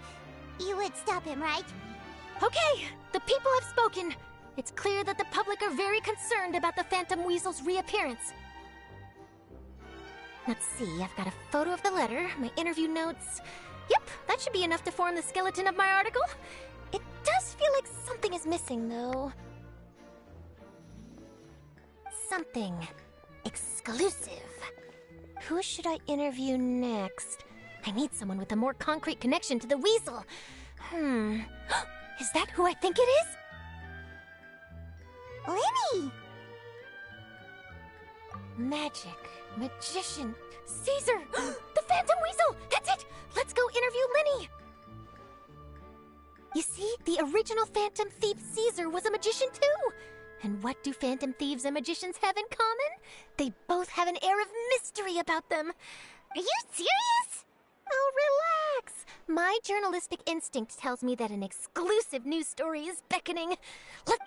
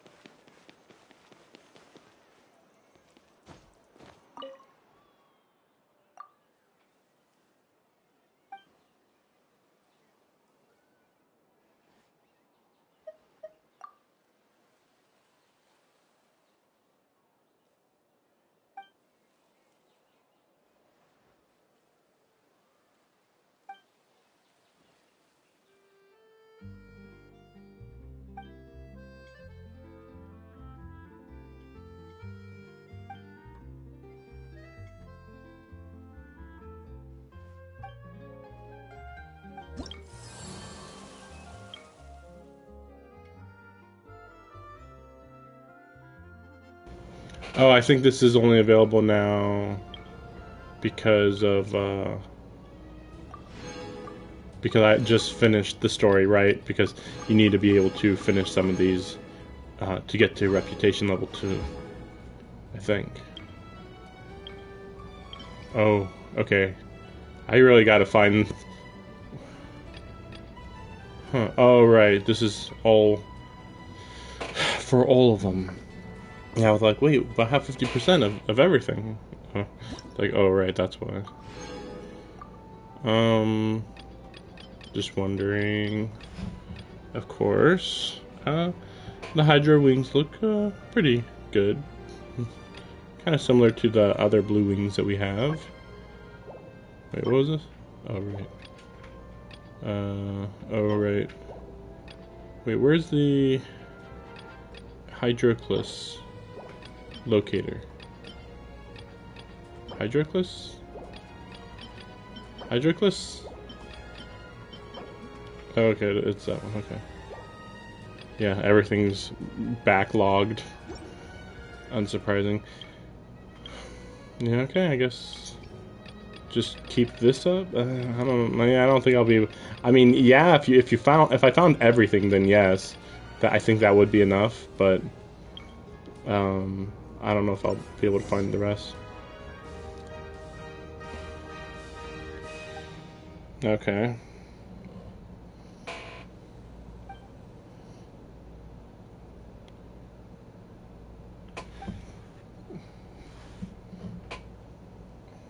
Yeah, I think this doesn't matter.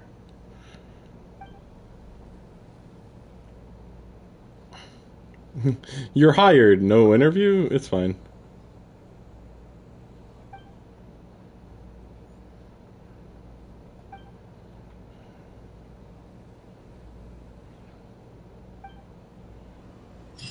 Okay. Alright. I'm ready to go on that. Alright. That was nice how quick that was. Oh wait, oh man. Oh wait, do they actually have side quest markers? Or no, was it just those? Yeah, just these two. Road quest, yeah. Well, let's just see what this is. Since, yeah, so there is one with her. Which I thought I had seen, yeah.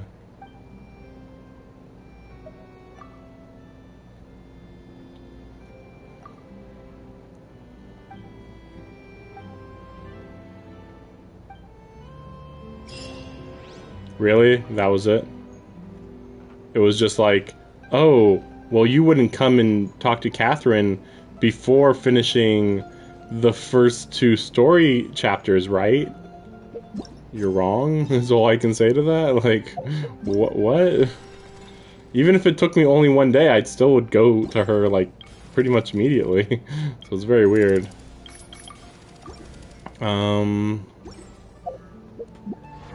Oh, right, it's for the Hydro, right.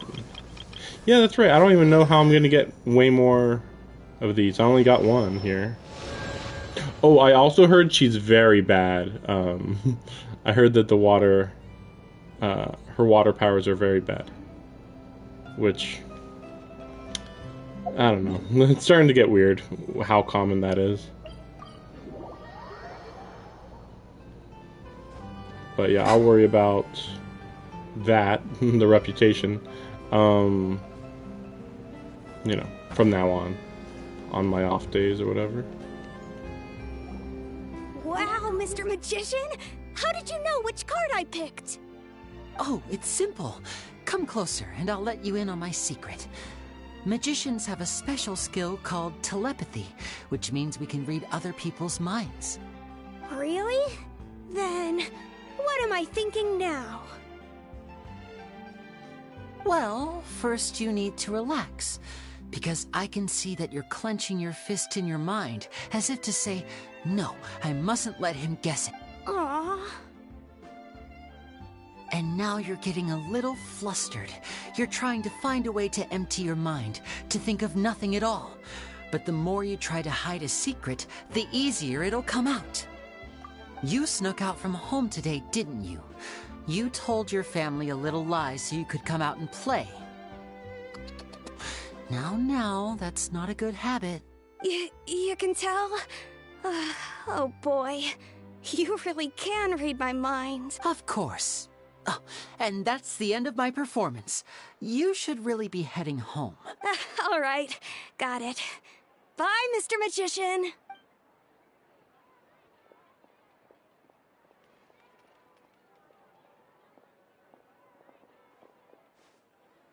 Hey, Linny? Why, hello. We meet again. Are you looking for me? What's the situation? Well, why don't you guess, Mr. Telepathic? Oh, please. You didn't believe that spiel, did you? The power of telepathy is quite beyond me. I'm sure that child would beg to differ. Seemed like you were right on the money. That was nothing more than a little trickery. I made an educated guess based on his micro-expressions. That, plus the fact that he was the only kid here without his parents, and he looked as guilty as sin. He made it easy for me. You guys, on the other hand, let me guess.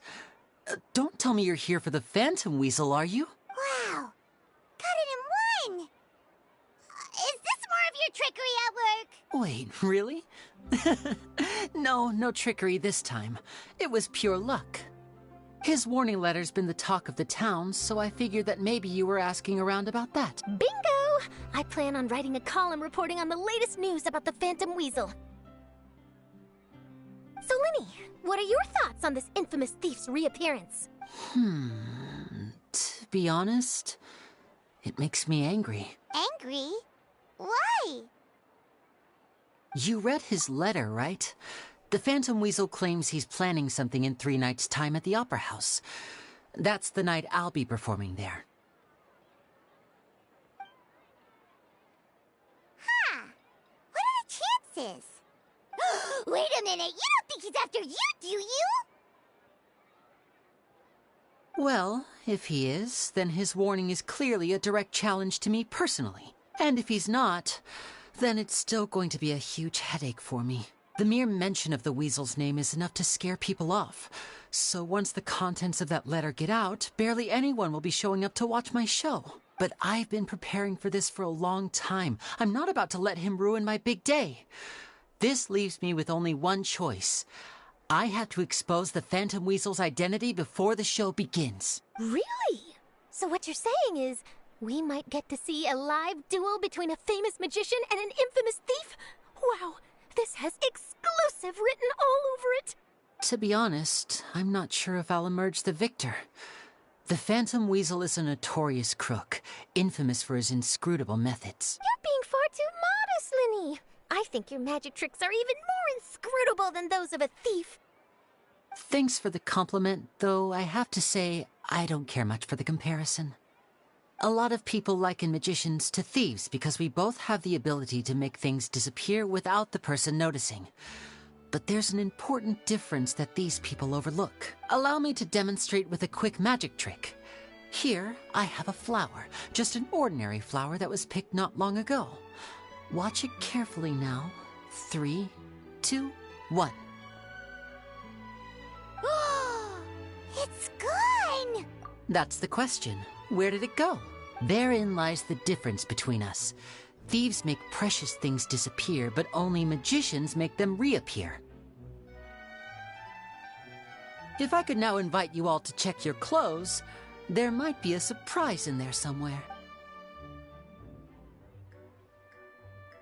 A surprise? Let me see!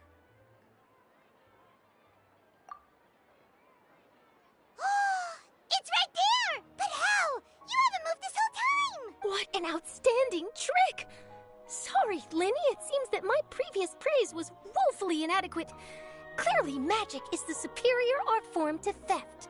Don't worry, I didn't take offense. I just wanted to take the opportunity to perhaps change some of the preconceived notions you might have about magicians. Since Caesar's death, a lot of people associate magicians with criminality.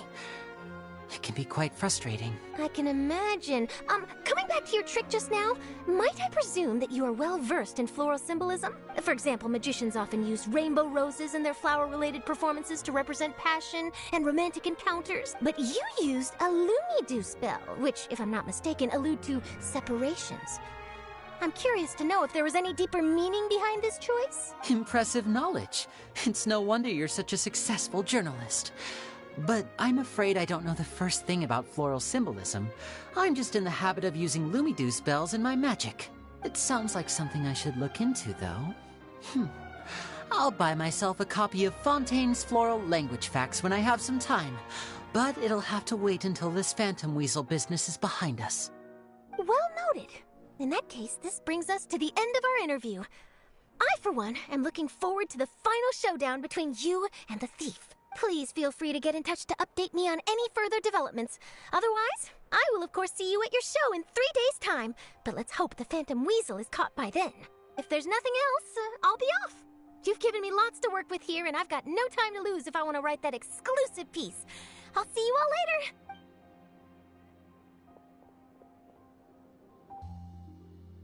So, Linny...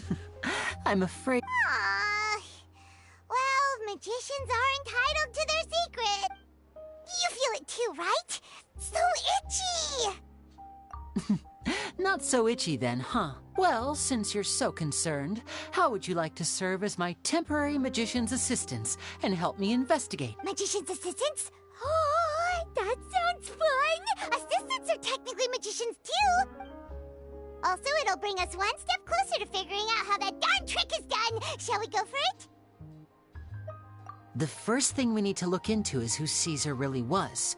If he truly was the Phantom Weasel, that means that the Weasel is dead, and whoever wrote this warning letter is just a copycat criminal. But if he wasn't the Weasel? Well, that'll make things more interesting. It would mean that the Weasel lives, and he's been laying low all this time in some corner of Fontaine. And if we're investigating Caesar, his fiancée Gemma is a good place to start. Word is that she visits the cemetery often, so I asked Lynette to wait for her there. We should make a move. Let's go and rendezvous with Lynette.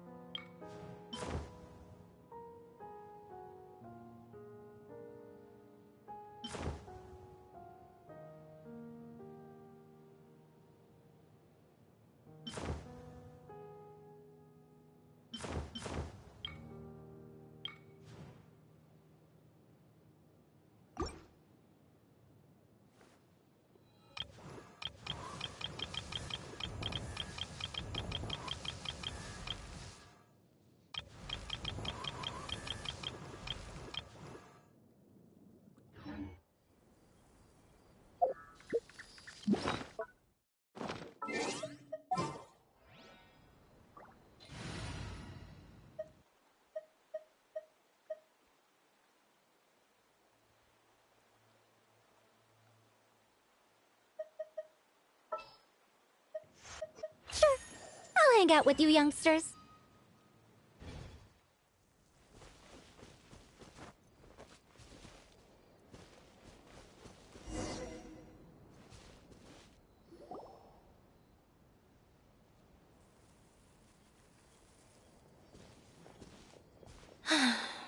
You took your time. Sorry, I bumped into the Traveler and Charlotte en route, and... It's been a while, Annette. We're working as Lenny's temporary assistants in the investigation of the Phantom Weasel. Thank you. It's good to have you helping. So, what's the situation? Nope. I've been here a while, and she still hasn't shown up. How bizarre. Maybe it was bad intel. Well, we won't get anywhere by standing around waiting. Traveler, Paimon, let's go ask around.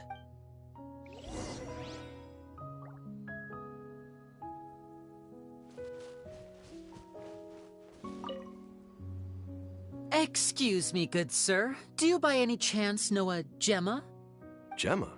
You mean Caesar's fiancé? Sure I do. What's this about?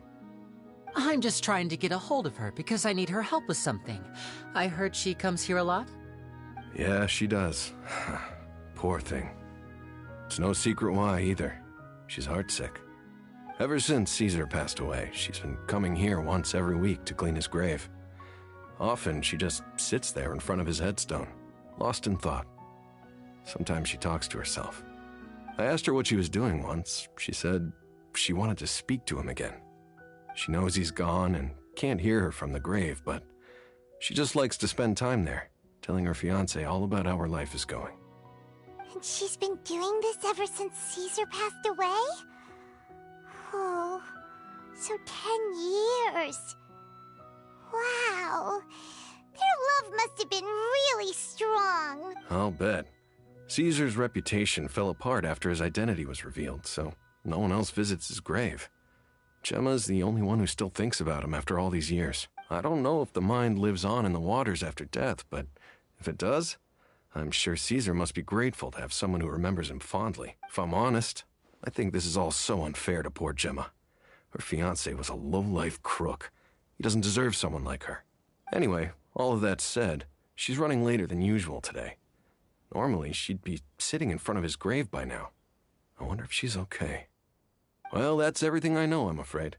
You might have more luck asking some other people. All right, well, thanks for sharing all of this with us. We'll keep asking around. You're welcome. I just hope she'll be able to move on one day.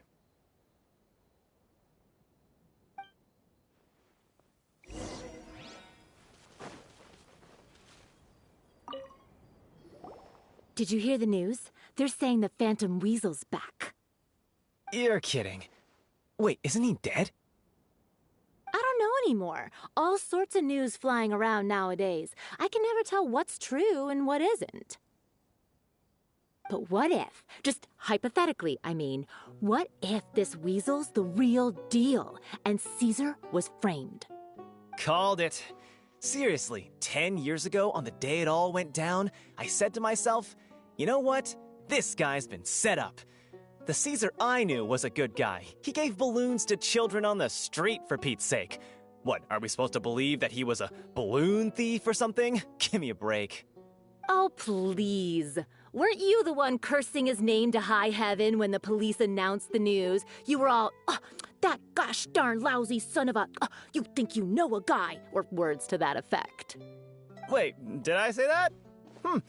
I don't seem to recall. Hello there. Sorry for disturbing you, but I couldn't help but notice you were discussing the Phantom Weasel. We're actually quite interested in this topic as well, but we're struggling to get to the bottom of it. Do you think you could spare a moment to tell us a little bit about Caesar? You've come to the right people. Yep, I was there. Back when Caesar used to perform magic tricks on the street. He was a great magician. The best trick I ever saw him do was pop a transparent balloon, only for a whole bunch of doves to fly out from the inside. I was right up close and didn't blink or look away once, but for the life of me, I still don't have the faintest clue how he pulled it off. Really incredible stuff. I saw him perform too. He always used to bring some gifts along for the kids who came to watch his show, and he'd hand them out after he was done. Sometimes he even got the kids to write their wishes down, and then he'd make the items on the wish list appear in his next show. Huh. He doesn't sound like such a bad guy. But after he died, there were also rumors that he used the wish list to find out what was precious to people, with the intent to steal it later. As I'm sure you know, the Phantom Weasel would steal just about anything from anyone. Whatever the case, now that the Weasel is back, Caesar's become a hot topic once more. I bet Gemma must be pleased.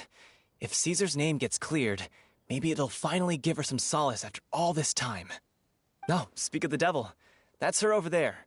If you've got any more questions about Caesar, she's definitely the one to ask. So that's Gemma. Is it just Paimon, or does it look like something's wrong? Wait, it looks like she's injured. Come on, let's see if she's okay.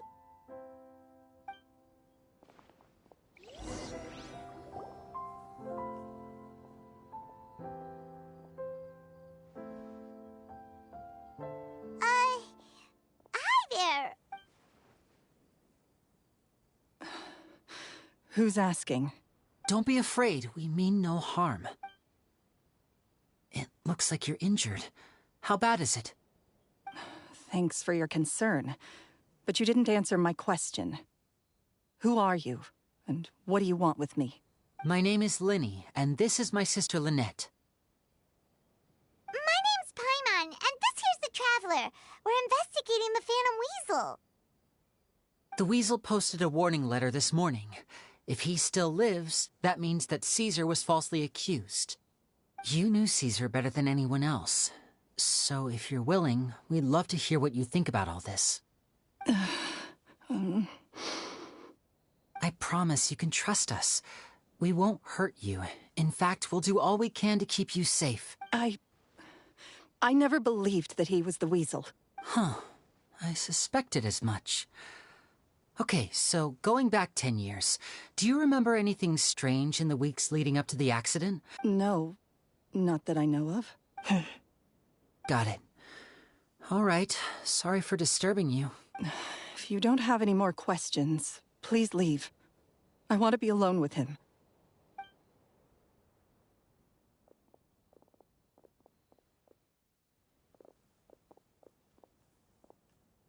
Judging by the look on her face, there's definitely something fishy about her.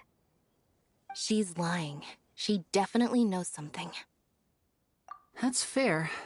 We're just a bunch of strangers who showed up and started questioning her about things that happened a whole decade ago. It makes sense that she'd be wary around us.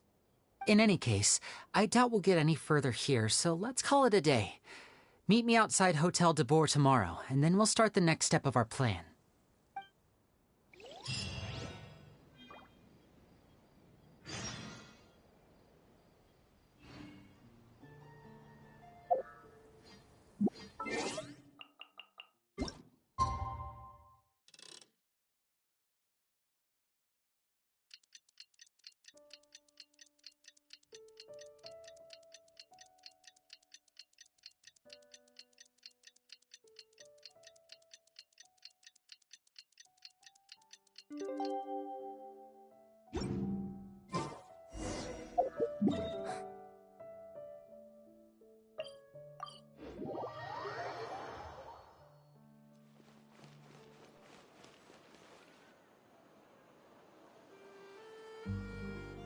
Over here.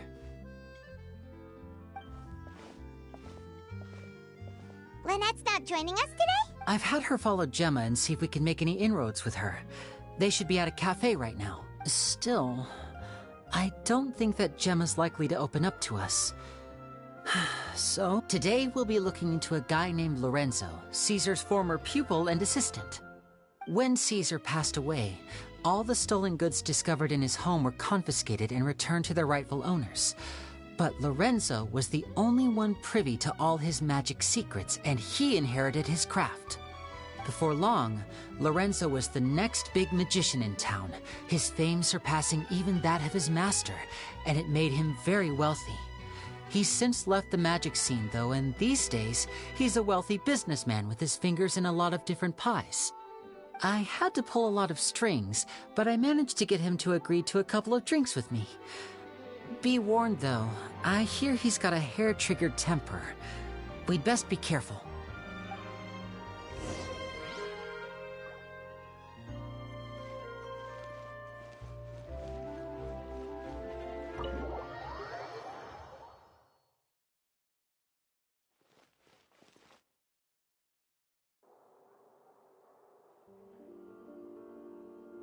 You neglected to mention that you were bringing 2 other people with you. My apologies. These 2 are my assistants. When they heard that I was meeting with the former Magic Maestro himself, they begged and pleaded with me to bring them along. And if it's no trouble, a couple of autographs would really make their day. Oh, forget the pleasantries. Just sit.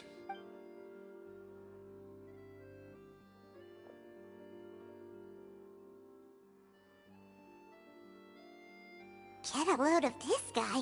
Forget the pleasantries, he says, but he looks pretty happy about Lenny stroking his ego. I only agreed to meet since we're both magicians. Do me a favor and cut to the chase. I have more important things to do than drinking. Much obliged, sir. As it happens, the matter I want to address is also related to magic.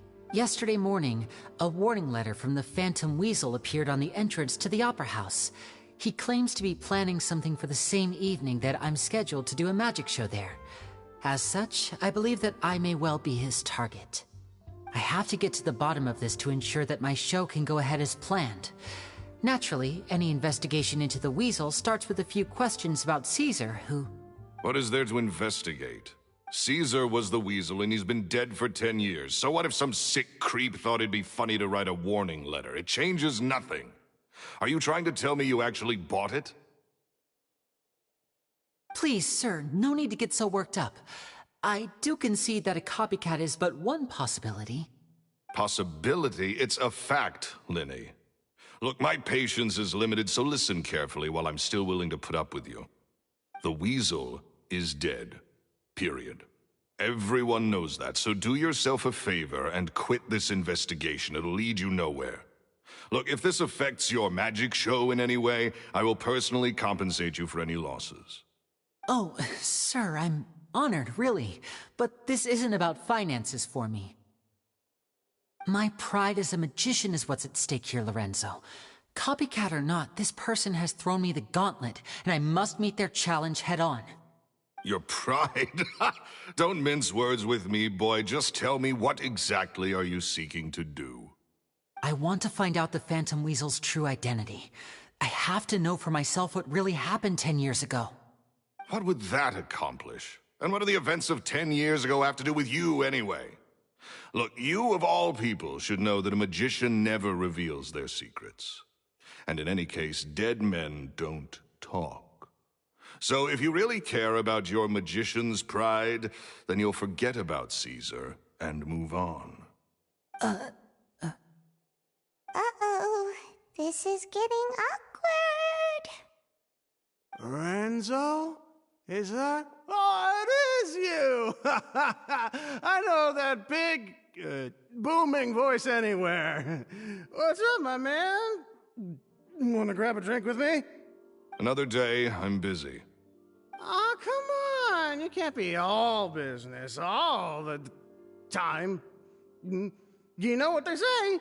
Live fast, die young. If I wanted your life advice, I'd ask for it. Now get out of my face and go be drunk somewhere else. Sorry, my good sir. I don't believe I've had the pleasure. Oh, hey! Edmondo. He and I are business pals. We worked together a bunch of times. This is your first time meeting him? Oh, he's always like this. Foul-mouthed and hard-nosed. Never heard a kind word out of this guy the whole time I've known him. And he wonders why he can't get a girlfriend, despite being, what, pushing 40, 30, something? Anyway, point is, a lot older than when he first got rejected by the girl he was into. And he's still into, from what I hear. Shut up and get out of my face. Another word out of you and you can forget about doing business with me ever again. Do I make myself clear? Sorry, I may have had a little too much to drink. All right, I'm gonna leave. Don't work too hard.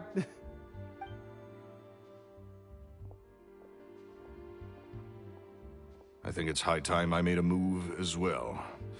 If you really want to investigate this, Lyney, be my guest.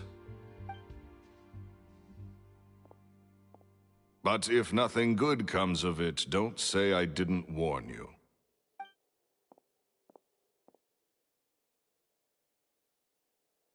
Well, that fell to pieces in a rather spectacular fashion.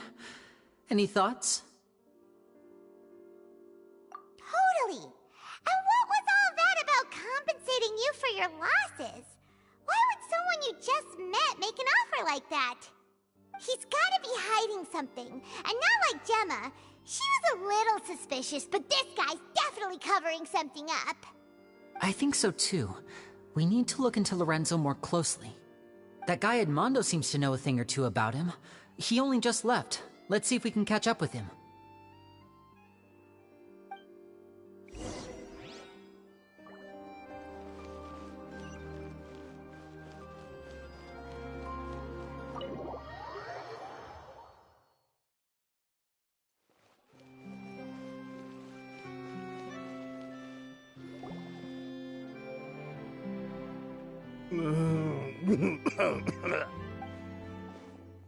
You okay there?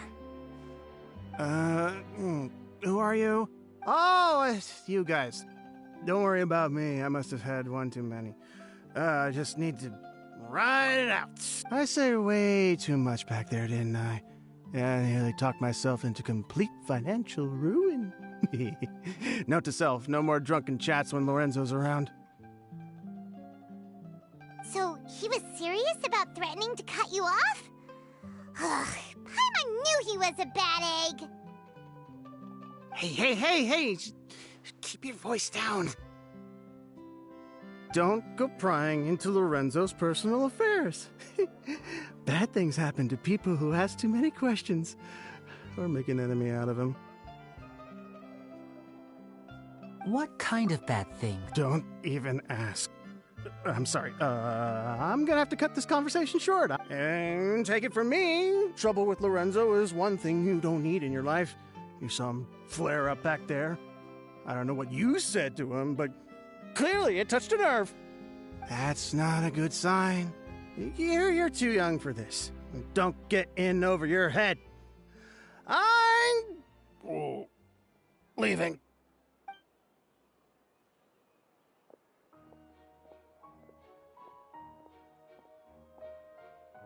And there he goes. What do we do now, Lyney? Shh. I think we're being watched. Someone was listening in to our whole conversation. Don't say anything and don't look back. Any altercation in the city will attract the guards. We'd better take this elsewhere.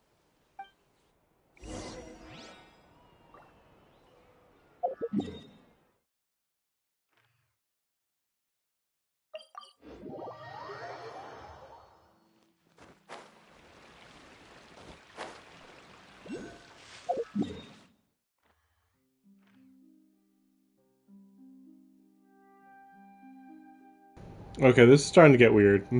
So, cause like I'm like I keep running into world quests, but they don't like stick around.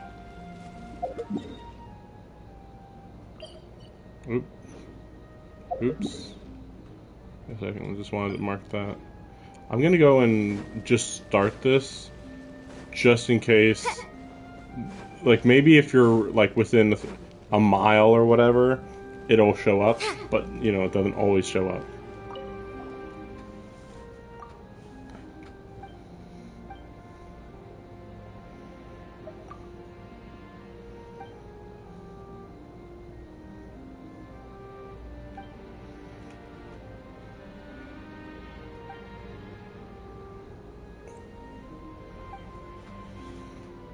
So she's going crazy, yeah, we get it.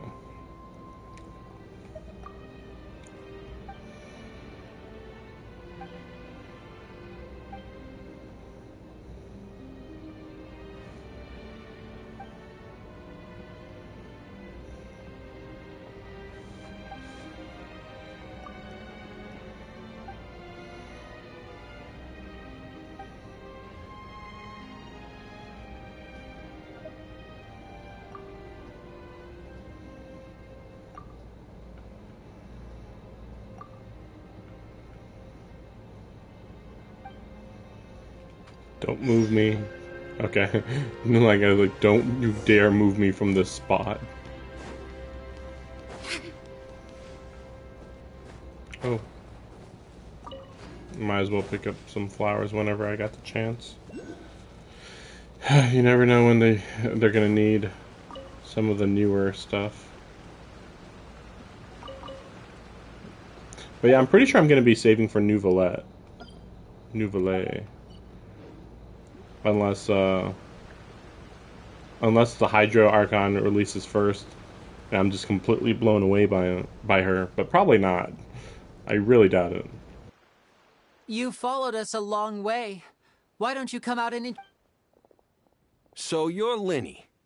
And where's your sister? Ain't she... Save us the trouble and go fetch her for us. Let's not drag this out. Paimon doesn't like the tone of your voice, mister! Who sent you, huh? Save your questions, missy. You ain't gonna need answers where you're going. Capiche? Looks like we can't avoid this fight. Now, I'm not the strongest fighter, so I hope you're ready to back me up. Don't worry, we got this!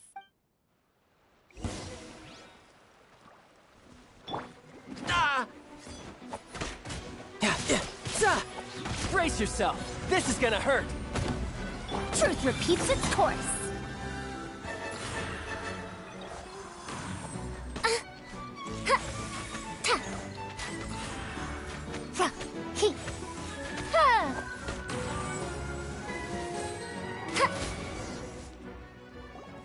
Curses. They're tougher than we thought. Vision wielders are always trouble. Intimidation ain't gonna work like it did on the lady.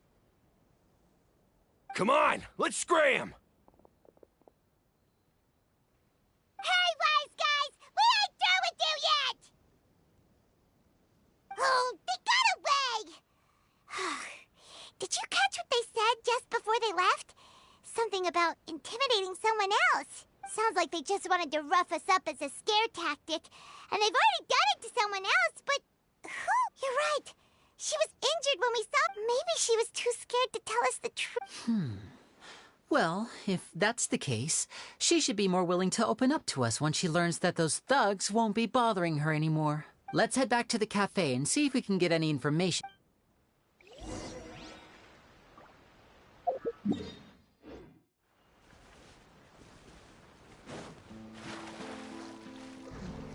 Alright, we'll go and grab this real quick since it's literally right there.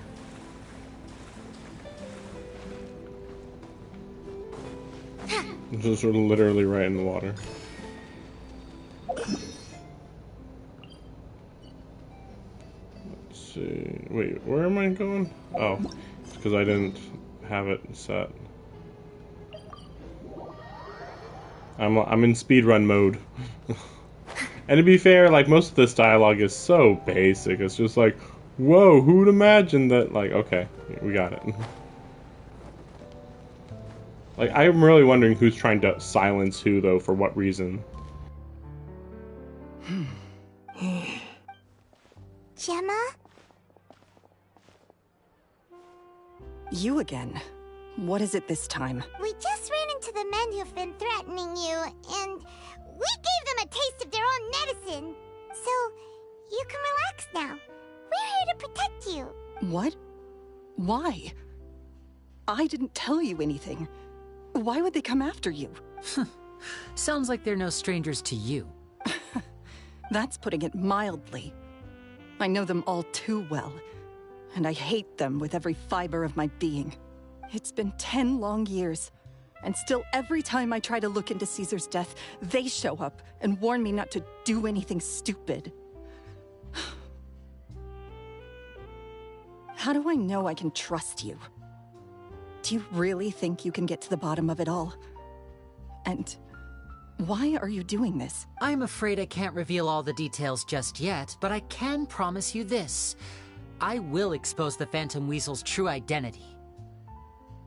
Because you see, this is a personal matter of the utmost importance.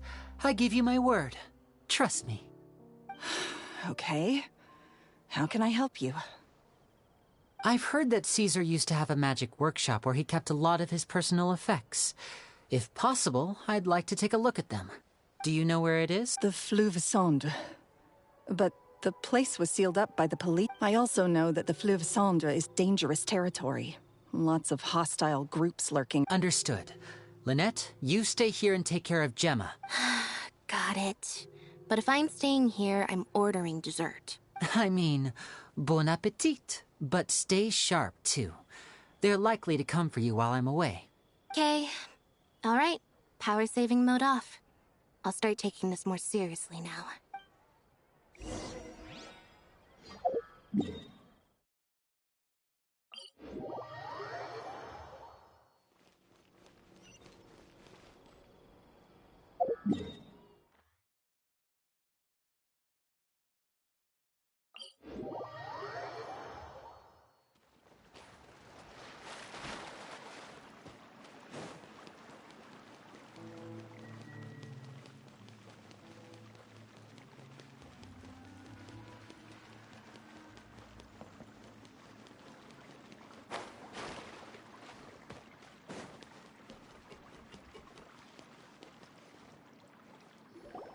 If Gemma gave us the right location, then the workshop should be right nearby. Huh. Looks like these boxes are blocking the entrance. Let's shift them away first. There we go. It should be just down here.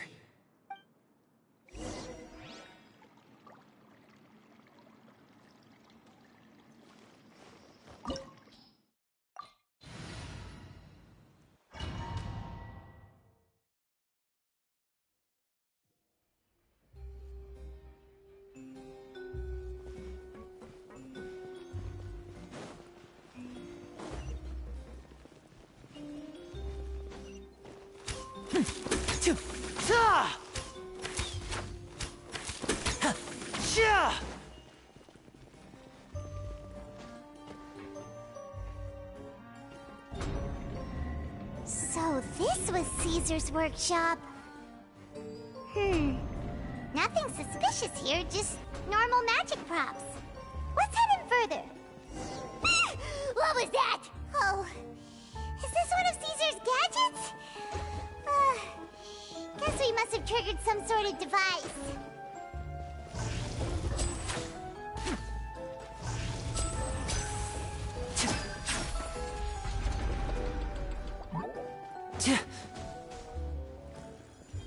And voila!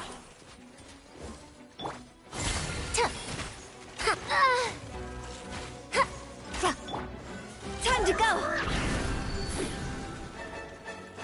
I swear by my sword!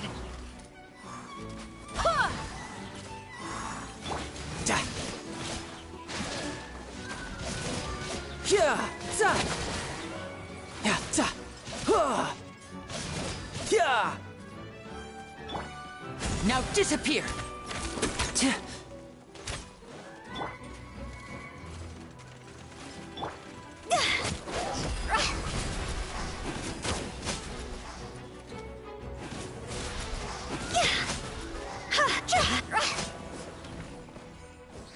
Whoa.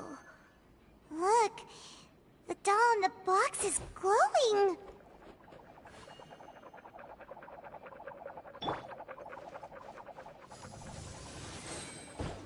There's something written on the card on this doll. Let's take a closer look.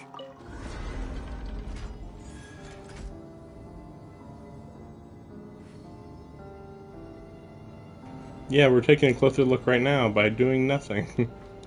Oh, what? Looks like we've reached the end of this route. Shall we try a different one? Okay. These magic boxes are moving. What do we do? One of them looks different from the rest. Let's investigate.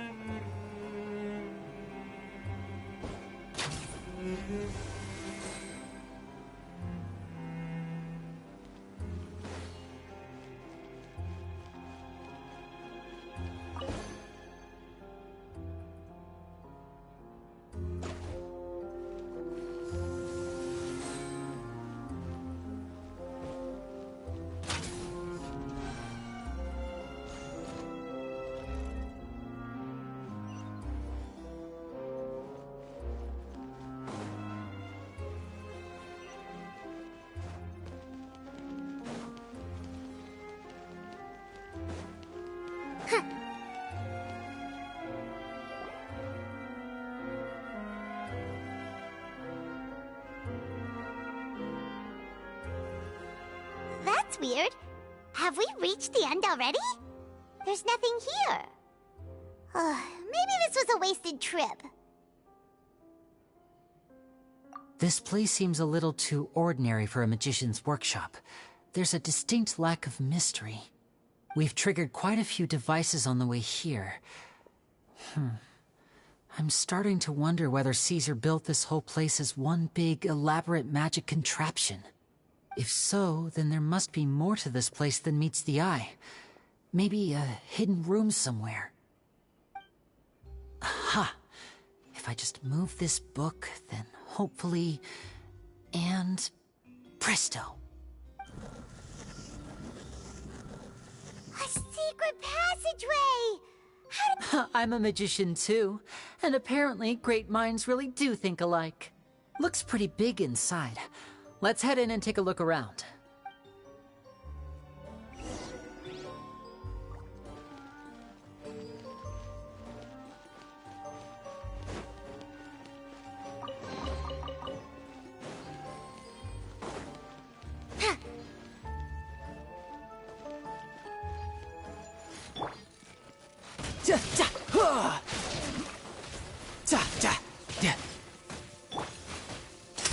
Let's get this show on the road!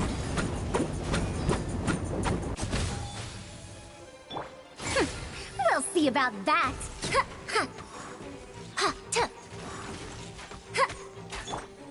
And voila!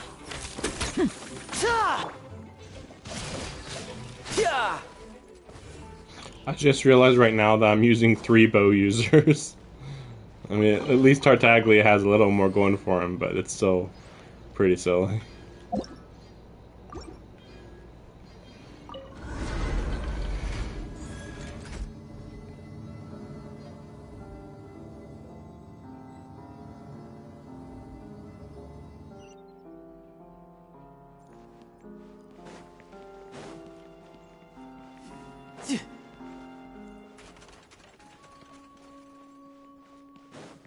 No time to lose.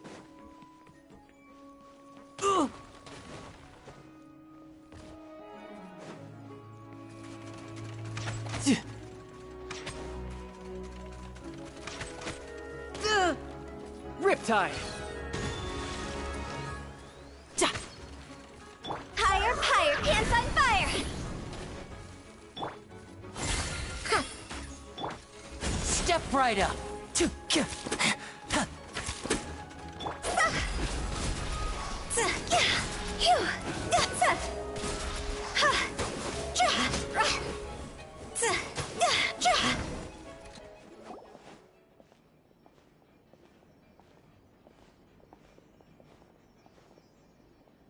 Why have you stopped, Lenny? Is there some device in that box? Huh. It just looks familiar somehow. Let me check this out for a second while you guys go on ahead. If anyone makes a major discovery, let's rendezvous here. All right, see you in a bit.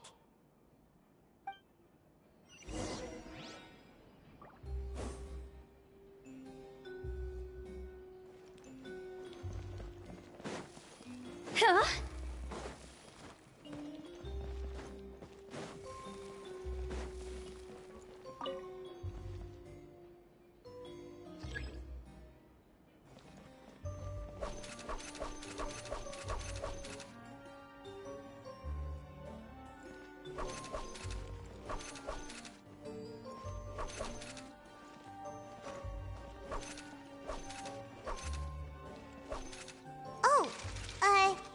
Seems like we can't step on the same tile twice. Guess we've got to finish it in one run, huh?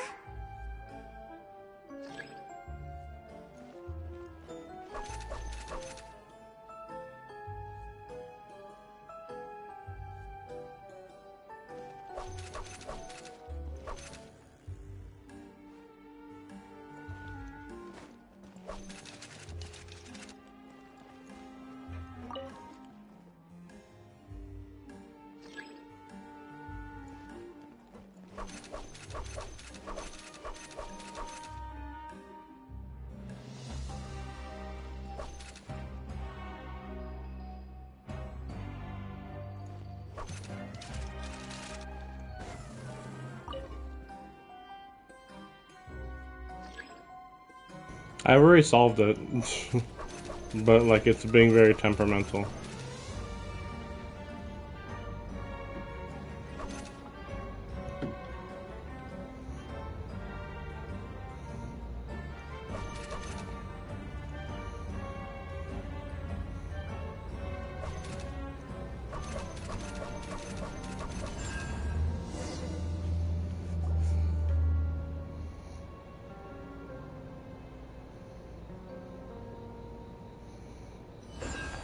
Like, if you just, like, step back on it, even when you're still on it, I think it still counts, I think.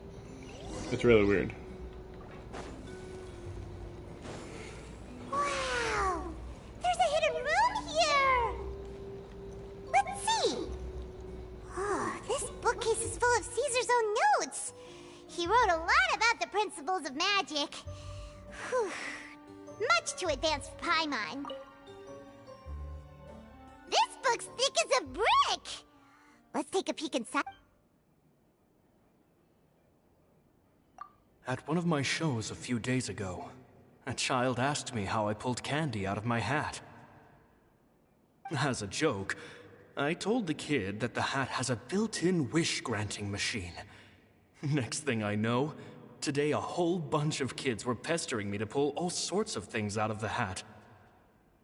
So I told them another white lie. The machine needs time to power up, but in the meantime, you can write your wishes down. Well, they took me up on that offer, enthusiastically. As I write this, I've only just got back from running around all over town. I wound up saving very little this month, but that's not a major issue. I now have a bigger problem. How am I going to hide all these things inside my hat? 2 children came to talk to me after today's show. I don't know why they were out on their own. They looked much too young to be unsupervised. Anyway, they said that they wanted me to teach them how to do magic. It's not uncommon for children to ask this, of course, but I've never seen any of them as serious about it as these 2. I told them that learning magic is very hard work. But that didn't faze them at all. It's like they already knew. It seems like something's bothering Lorenzo lately, but he won't open up to me about it. Surely he's not upset that I agreed to teach those 2 children. I'll have to talk him around. I have a good feeling about those kids. They're naturally talented, and it seems like they're not new to the world of magic. They have all sorts of fantastic ideas. All I'm really doing is helping them develop a more professional standard training plan. They wanted to call me Master, but I told them they absolutely mustn't. Any magician worth their salt could have taught them what I have. They're the geniuses here. Compared to them, I don't deserve to be called any sort of master. With time, I have no doubt that they could become far greater magicians than I. My only concern is why they're so mature for their age. I fear they've had to grow up too fast. Gemma thinks so too. She doesn't like being around them. Says that their eyes are too piercing. They don't bother me, but then again, I've never been the sharpest tool in the shed. It's nearly time for me to go on tour. I asked the 2 kids if they'd like to come with me, but they shook their heads. I once overheard them talking about their father and their mission. Sounds like their parents have other plans for them. It's only been 10 days since I first met them, but I think that I've gotten a feel for their personalities now. They're very tough, but also very cautious, and they trust no one but each other. This, I fear, is not a good habit to have. They hide things from me too. For example, when I asked them where they live and why they wanted to learn magic, they lied. That's the thing about children. Whenever they're trying to cover something up, it always shows somehow. I can sense that their lives have been hard, possibly even dangerous too. They're not like other children. It's a shame that I can't do more to help them. After thinking things over, I decided to tell them a bit about how I see the world. It's full of lies and falsehoods, and that is why we must find our own truth. P.S. I hope they won't find my nagging annoying. Children are so opinionated nowadays. Will it do them more harm than good for someone they've only known 10 days to lecture them like that? P.P.S. Maybe I'm overthinking this.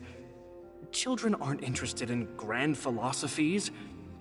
It probably just went in one ear and out the other. Oh, Caesar, Caesar. Just mind your own business next time.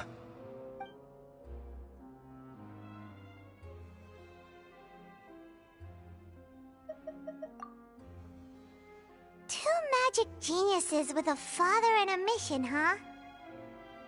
Sounds a lot like he was writing about Linny and Lynette. So did they meet? Phew. Huh?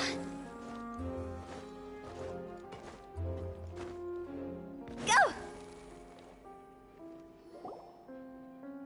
Linny?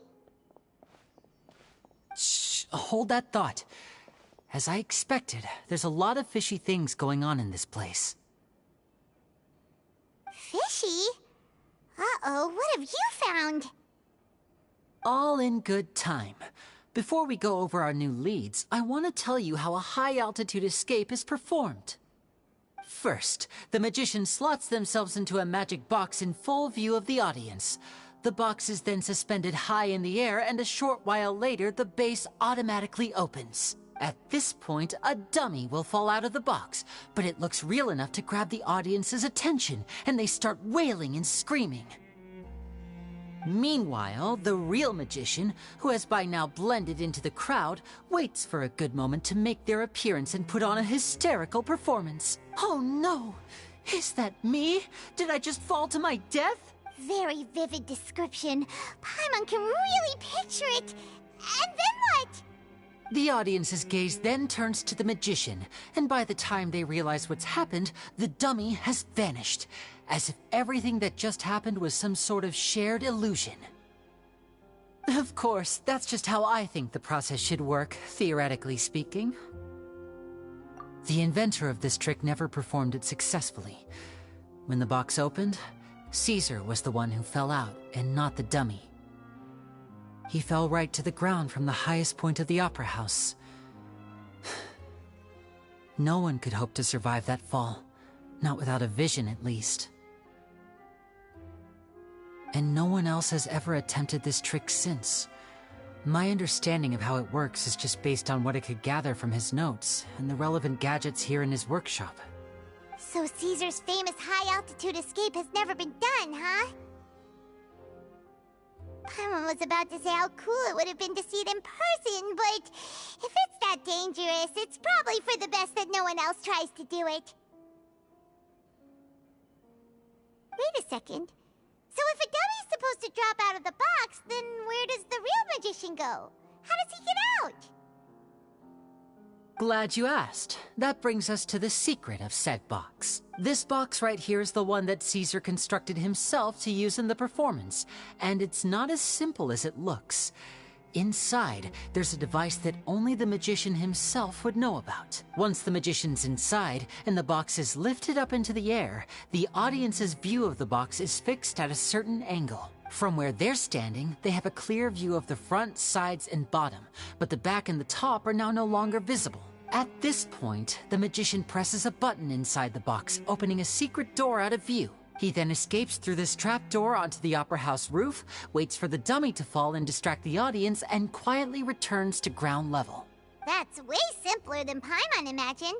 Even Paimon could probably do it. Well, there's a little more to it than that, of course. The hardest part of this trick is controlling the audience's mood and reactions. That takes an exceptional degree of showmanship. There's the falling dummy, the miraculous reappearance, the pompous performing. Maybe the magician would even have themselves tied up before it begins to strengthen the impression that there's no escape. Many days and nights of careful research and painstaking practice would have gone into this. all culminating in a performance just a few minutes long, but one that still manages to transform the shock and grief of a tragic accident to the joy and laughter of a mesmerizing magic trick. Caesar was a highly accomplished magician. But unfortunately, even he didn't manage to pull it off. So, how did it go so wrong? You said you found some fishy stuff here. Have you figured out what really happened? I can make a pretty good guess. I looked into the case files. The magic box Caesar was using at the time of his death had the secret button I mentioned positioned on the right-hand side. And, sure enough, he always used his right hand as his dominant hand in public. Okay. Nothing suspicious there. But here's the strange thing. Most of the devices in this workshop have the mechanism on the left-hand side, including this box right here, which leads me to believe that Caesar was in fact left-handed. Because a magician can't afford to have their most basic habits stand out too much. People naturally focus their attention on the most important details of the task or situation at hand. But a magician needs to be able to redirect an audience's attention at will, so as to avoid arousing their suspicion. The essence of magic is getting people to believe a lie. If even the truth raises eyebrows, the falsehoods become all the more difficult to mask. And so, Caesar trained himself to use his right hand to align with his audience's expectations. Great magic always requires sacrifices. But in his most stressful and nerve-wracking moments, and when no one was watching, reflex would kick in and he'd use his left hand. That's why he set his gadgets with the mechanism on his left. Exactly.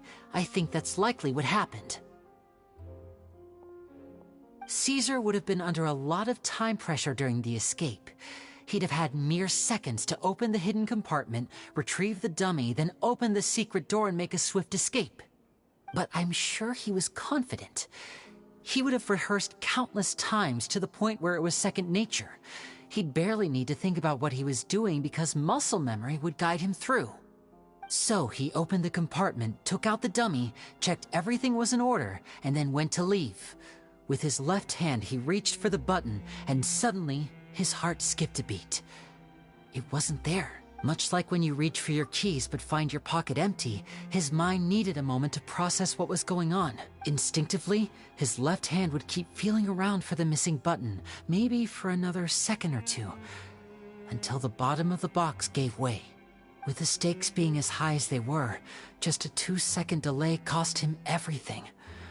The authorities would find nothing suspicious and conclude that his death was due to his own error. When in reality, someone switched the boxes, and they did it to murder him. But how would they be able to make the switch without being noticed? That would be difficult to pull off, no? It would have to have been someone who knew that he was left-handed, and who could move his props around without arousing suspicion. Someone who was always by his side. Isn't that right, Lorenzo? You just couldn't let sleeping dogs lie, could you? There's not a lot of people who'd go to all this trouble for some magician who died 10 years ago. I didn't want to have to do this, you know.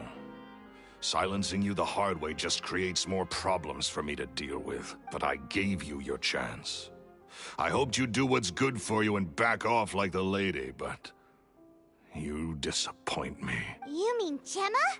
So you are the one who's been... Yes, although however stubborn she might be, she was never much of a liability. But you people, you never even knew him, but for some reason you just wouldn't drop it. Which is why you can't leave this place alive. Take them out, and make it quick. Do your worst!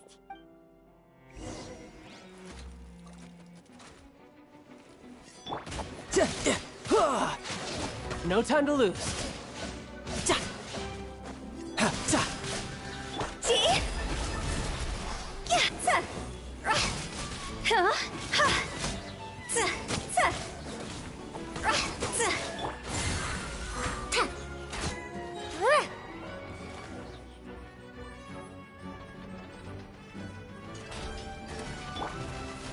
Shouldn't let your guard down. Time to go!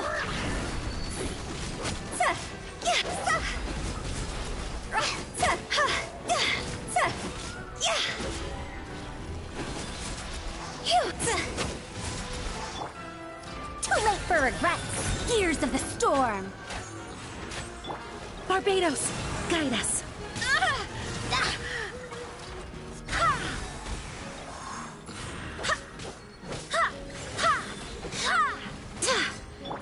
Huh?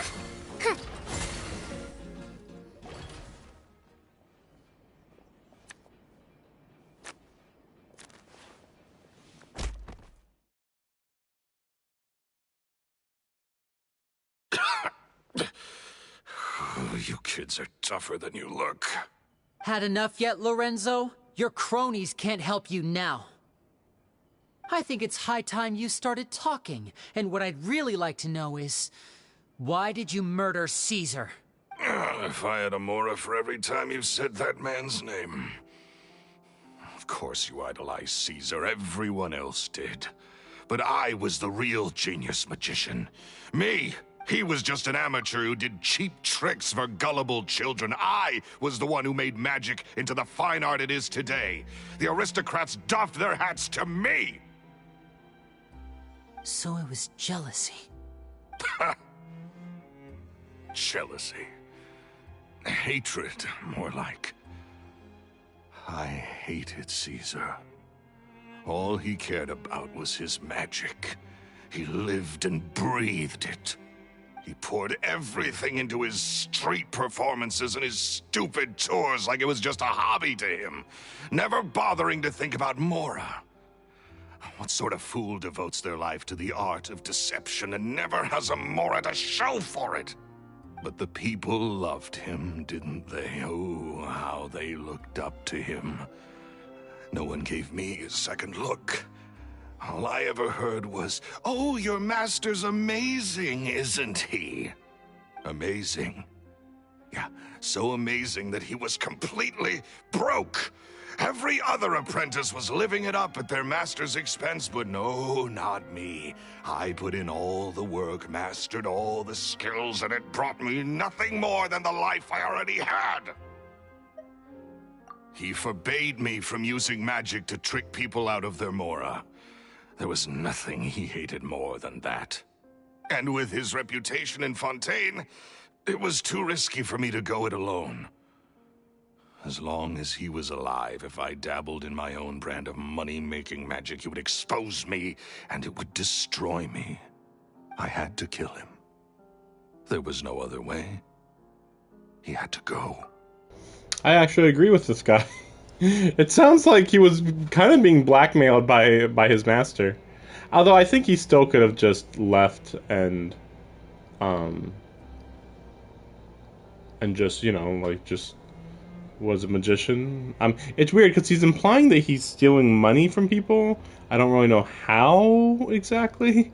I mean, as long as it wasn't too obvious, he probably could just do it and his master wouldn't really know that he's doing illegal stuff, maybe. And this was your only motive? It was reason enough. What other motive would I need? Well, I was under the impression that there might have been other factors at play. For instance, maybe you were in love with Gemma, but she was engaged to Caesar. In love with Gemma? Don't be ridiculous. Guess I was wrong about that then. Next question. Are you the Phantom Weasel? I am. Caesar was so strict with me. He insisted that his way was the right way, that the sole purpose of magic was to bring joy to the world. I never bought into any of that. I was more interested in the practical value of magic. Sure enough, it helped me fill my pockets with all kinds of valuable treasures. Oh, yeah! Charlotte told us that the weasel would steal whatever people valued, no matter how much he was worth. That's just how it looked from the outside. What would any thief want with second-rate loot? I've only ever targeted high-value items. I stole cheap things as a way of practicing my craft. It was other people's overactive imaginations that conjured up the preposterous image they then dubbed the Phantom Weasel. So, that's the story, huh? Well, I hope you're ready to tell it all over again during your trial. What choice do I have? You're a pack of wolves, and you've got me between your jaws. You've seen what's here, and my last-ditch effort to stop it getting out has failed. What else can I do? So be it. I've enjoyed power and wealth for the last 10 years, the likes of which Caesar could never give me. I wouldn't choose for things to end this way, but I regret nothing. Very well. In that case, I'll contact the guards. Traveler, Paimon, keep an eye on Lorenzo for me. I'll meet you just outside the workshop when I'm back.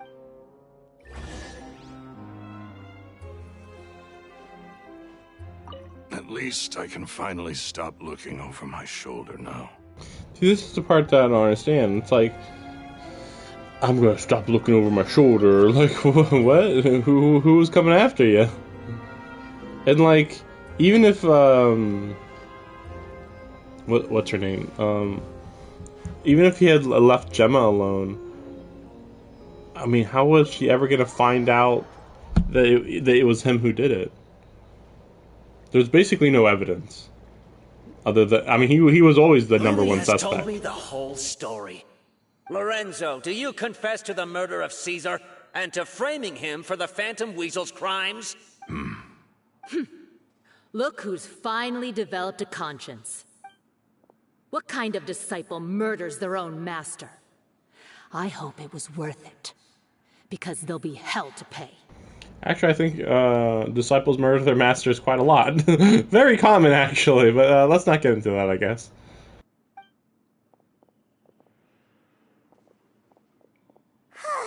Looks like it's all over.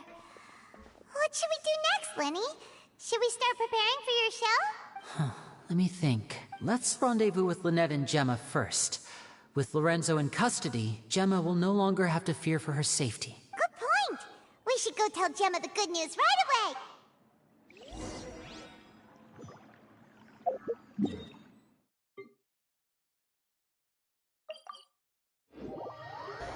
I mean, everything that happened was pretty standard. Nothing, no shocking developments at all. Nothing profound. Just again, like I'm kind of on the side of the villain in this case. I don't know. Yeah, what was his alternative? Just quit and never do magic again, I guess. Or only do magic in a way that the guy will be okay with you doing or something. Also, I don't remember Paimon's wings being quite that animated looking, but maybe it's the lighting. I don't know. I'll have to go back and look at early lighting because, yeah, like I don't remember Paimon's wings being that crazy looking. You were so quick. I've only just finished my third dessert. Your third? Lynette, come on, we've talked about this. Everything in moderation. You're not gonna have any room left for dinner now. It's fine. I'll shift to exercise mode and jog off the excess sugar. That's besides the point. Well, it's done now, but try to eat a more balanced diet in the future. Point taken. Did everything go okay? Of course! Lorenzo was no match for us. The guards are taking him into custody as we speak. Gosh, that's amazing. I'm sorry, I still didn't know if I could trust you, but now it seems I can. I had my suspicions about Lorenzo, but I...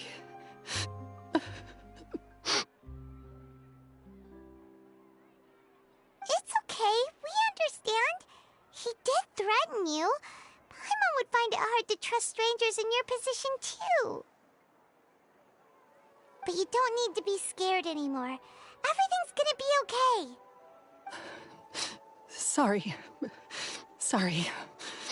My emotions are all over the place right now. I've been waiting for this day to come for so long. I always wanted to report Lorenzo.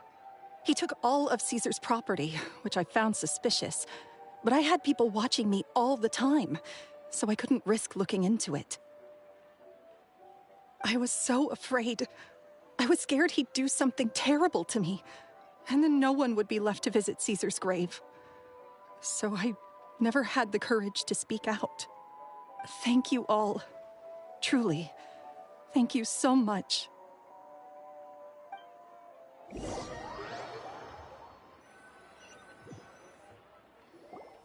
Thank you all for clearing Caesar's name. I never would have guessed that Lorenzo was the real Phantom Weasel. He never showed any signs that there were problems between him and Caesar in public. From the outside, it looked like they got along great. And to think that lowlife's been living life to the fullest all this time, while Caesar's name was getting dragged through the mud. It's a travesty. At least his soul can finally rest in peace now, thanks to your efforts. If only I'd realized before it was too late. Don't blame yourself, Gemma.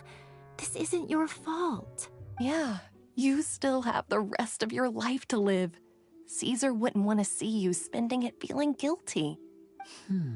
Cheer up, Gemma. My brother's doing a magic show at the Opera House tomorrow evening. Would you like to come along? It might raise your spirits. This show will be a special one. We're holding it in Caesar's honor. In Caesar's honor? Really? Oh, thank you. I'll be there. Great. We'll see you tomorrow evening. Traveler, Paimon, don't be late. Don't worry, we'll be there. No way are we gonna miss out on a free magic show. Wait, Paimon feels like we're forgetting something. Oh yeah, Caesar's diary! We never found out if the two kids Caesar taught magic to...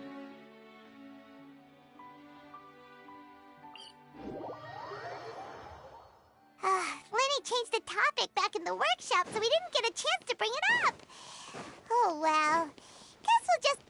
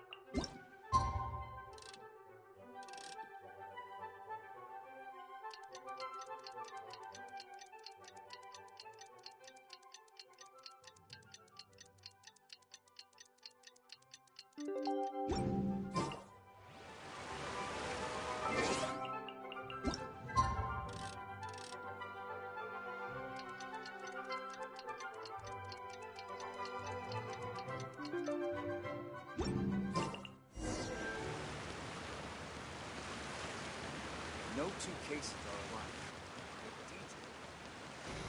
All right. Like, oh, we don't know if they were actually the kids. Whatever. Shut up. Shut up. Like, freaking.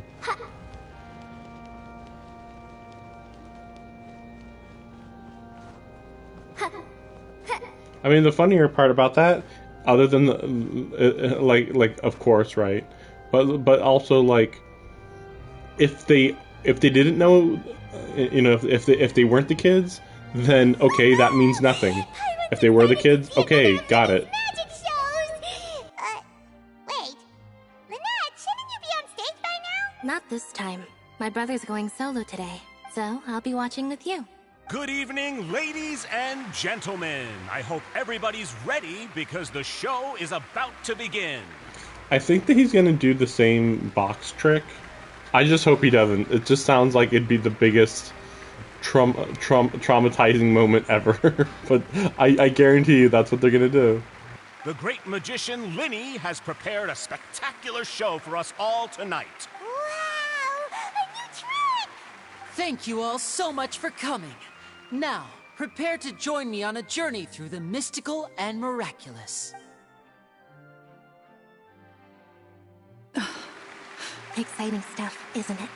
Yes, it's just... It reminds me of him. No wonder. Caesar was a famous magician too. So, how did you two first meet, Gemma? Well, I was out on the street once, and I saw him performing for little children. Children love magic, because they're willing to believe in things that can't be rationally explained. Caesar had this amazing way of bringing them into a dreamlike world. And somehow, I felt drawn to him too. So I went up and asked him to do a trick for me. Aw, that sounds so romantic. What trick did he do? It was with a flower. He took it in his hand, snapped his fingers, and it magically appeared on my head. I was so happy that day. No one had ever given me a flower before that. Oh, that's so cute! Actually, now that you mention it, Lenny's done that one before. Is that right? Then I suppose he's a romantic at heart, just like Caesar. So let's treasure the time we have with him. After all, you never know when the people dearest to you might be gone. That's right. It's all over now. Paimon doesn't really know how to comfort you, but at the very least, no one's gonna be intimidating you from now on. You can breathe easy at last, right? Right. Yes, you can breathe easy now. Phantom Weasel. See? Even Lynette says... Wait, what? The Phantom Weasel? Lorenzo escaped? Where is he? What do you mean, Phantom Weasel? As Lenny once said, a performer's job is to commit fully to their role and put on a flawless performance for their audience. But once the bag of tricks is empty and the curtain falls, it's time to end the show. The spotlight is no place for someone with no more cards up their sleeve. It's been 10 years, Gemma. Aren't you tired of the grieving widow act? I think it's time to put an end to it. What are you talking about? Paimon doesn't like this riddle. Traveler, Paimon doesn't like where this is going. Come on, say something! Ladies and gentlemen, I hope you're all enjoying the performance so far. There will now be a brief intermission, after which Linny will perform the most electrifying act of tonight's show. The one we've all been waiting for. The final performance will take place outside of the Opera House, so please make your way outside in a calm and orderly fashion. The Phantom Weasel never did like public places, did they? Don't worry, this place will be quiet soon. Let's talk somewhere else for now.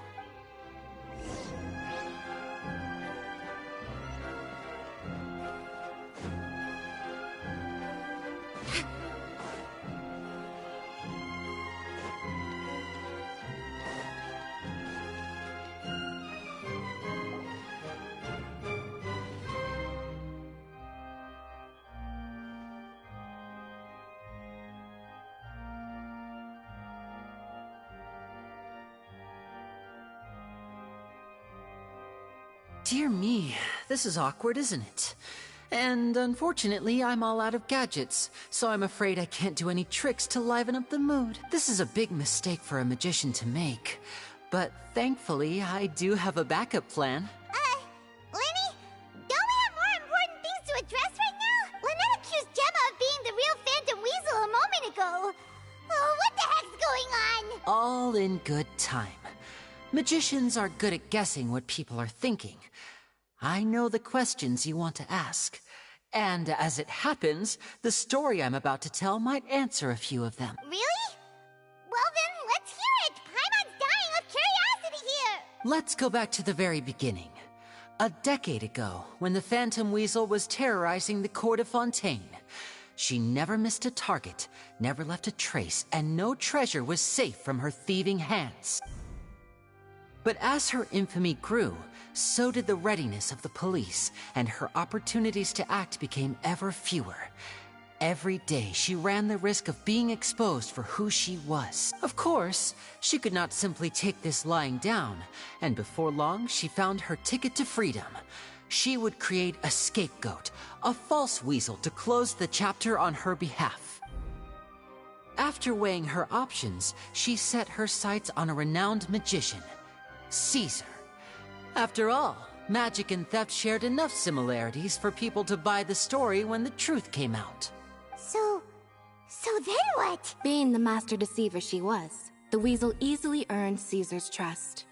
Now, all that remained was to frame him for her countless crimes. But as she was considering how to make her move, she noticed Caesar's aggrieved pupil, and a new thought entered her mind. Maybe I don't need to get my hands dirty after all. At her encouragement, Lorenzo tampered with Caesar's magic box, causing him to fall to his death.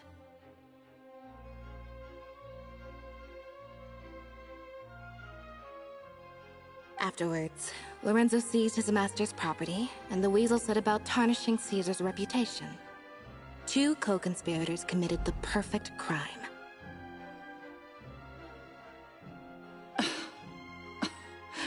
I've got to hand it to you. You're both exceptional storytellers. It's enough to make even me wonder whether there was really another mastermind behind all this, pulling the strings. But I just have one question. You seem to think that I am the villain in this tale. What's brought this on, Lyney? Is it something that Lorenzo said? Don't worry, Lorenzo said nothing at all. But I never believed that he was the weasel, and in fact, my investigation only made me more certain of that. He was too forthcoming with his confession, as if there was something else he was trying to hide. How disappointing.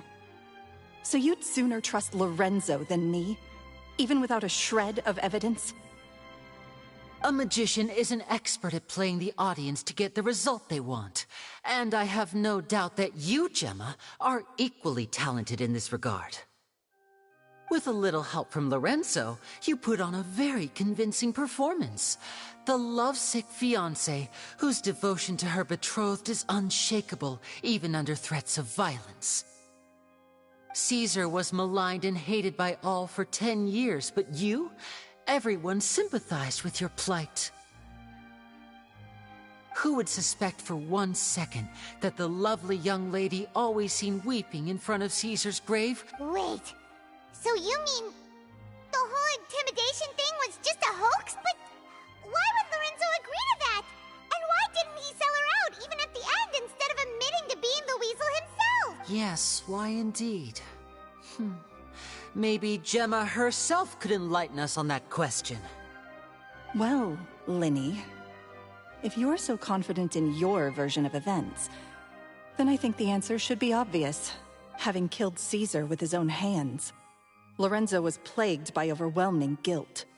Revealing the Phantom Weasel's true identity would serve no purpose. But if the Weasel remained free, then she could take care of Lorenzo's loved ones.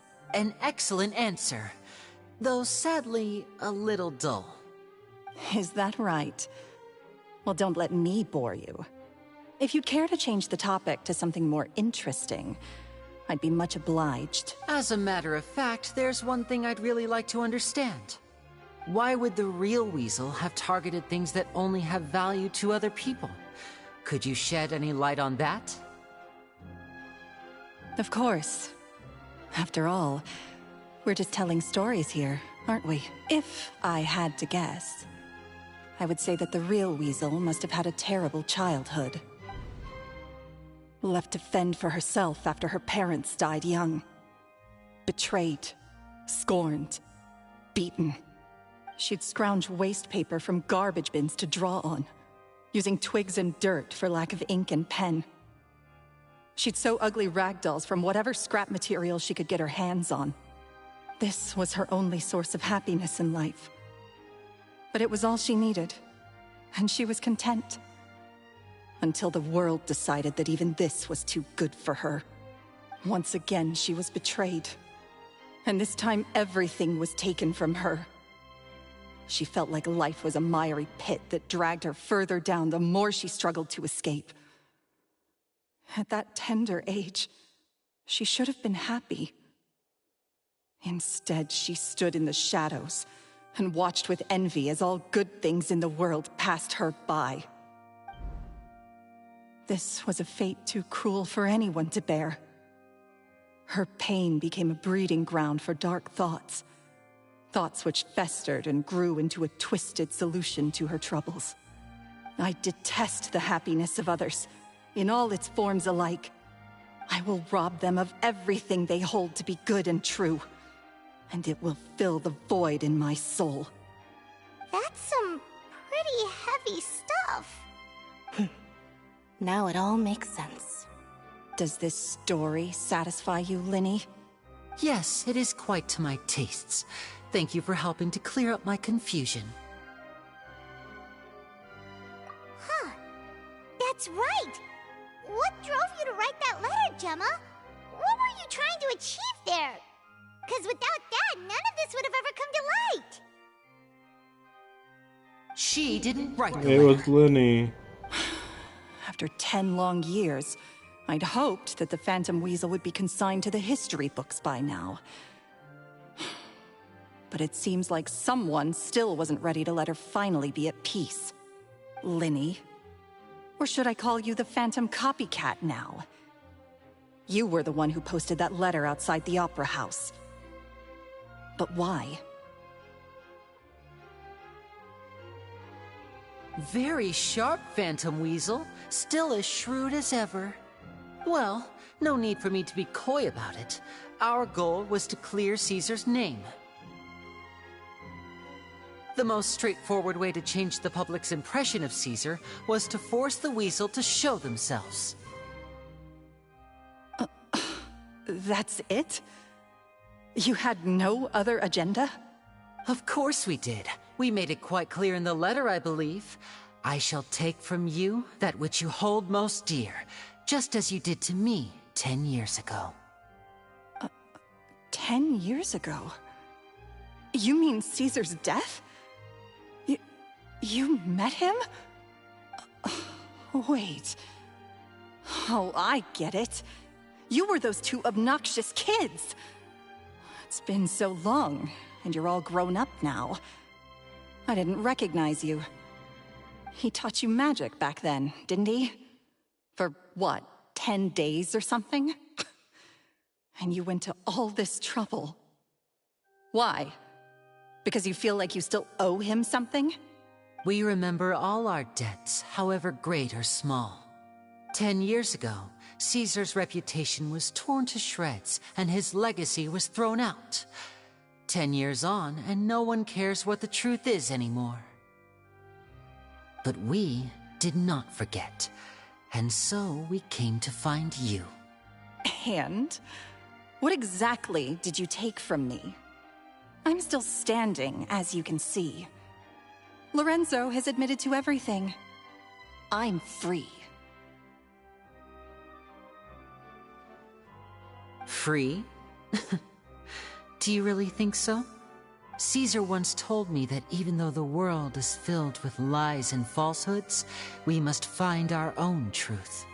I think that applies to you too. Truth can take many forms. Prized possessions with nostalgic value, fervent hopes and dreams, and irreplaceable people. Life took many things from you, and those wounds never healed. When they ached unbearably in the dead of night, stealing became your way of numbing the pain. What are you trying to say? I'm saying that for the last 10 years, you've been living a rather uneventful life. Perhaps that's because you found something other than a life of crime to fill the hole? Back to Lorenzo for a second. He murdered his own master, played along with your act, and took pains to make sure any suspicion would be directed towards him. But what did he have to gain from all that? He knew who you were and the things you'd done, and despite that, he was willing to give everything up for your sake. He's the reason that you haven't felt the compulsion to steal in all these years. You're more than just accomplices in murder. You're the only real friends each other has. So I think you know, deep down, that he is the only truth you have in your life. But that truth is gone now, and I guarantee you, you'll never see it again. Congratulations on your freedom, Gemma. Your freedom will cost you dearly. From now on, you'll be all alone in a world full of lies and falsehoods. I do hope you'll be able to bear it. You've still got a long life ahead of you after all. Gather round, one and all. The time has now come for the amazing Linny to perform his final act in tonight's show. I'm sure you're all wondering what he has planned for the grand finale. Well, wonder no more, for the answer is a death-defying high-altitude escape. A high-altitude escape? I'm sure you all remember the magician Caesar.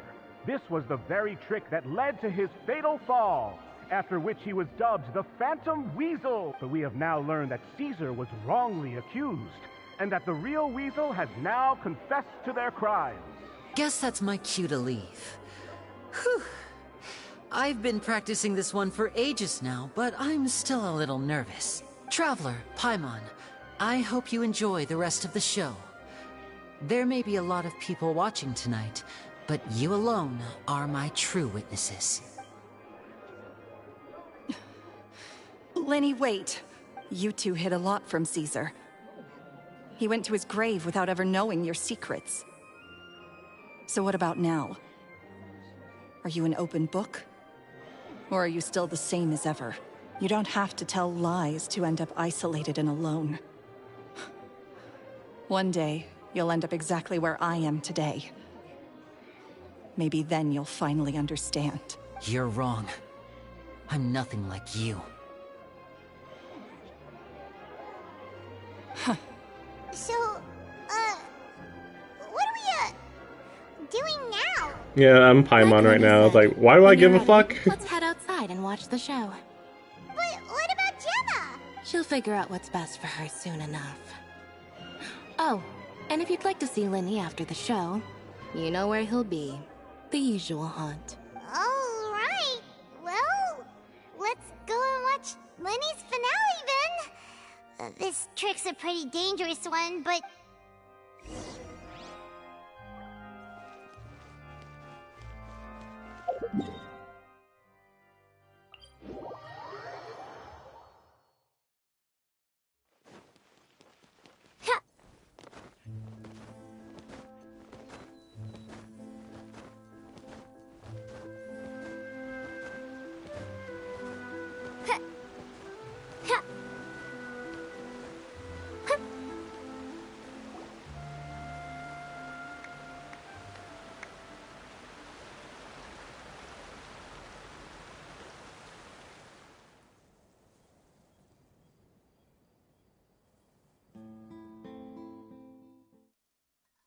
Magic should be mysterious, surprising, and defy logic.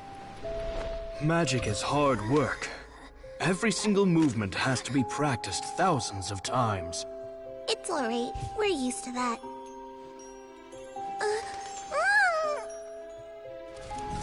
We're sorry. You've taught us so much, but we can't tell you the whole truth. It's okay.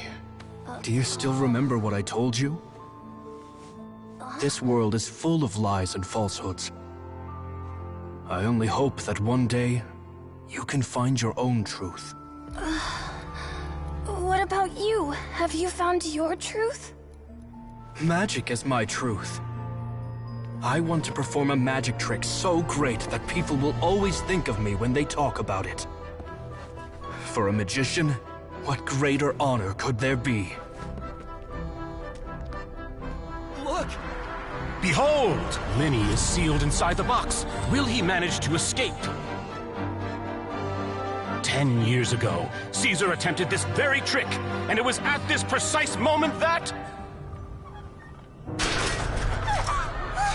Linny! Watch out!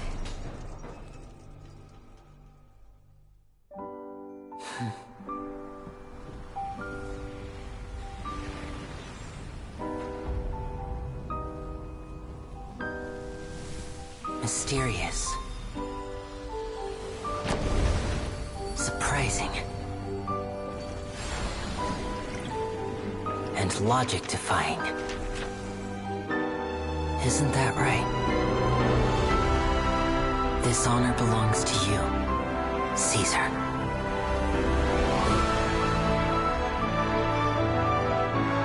I'm just sorry it's a little late.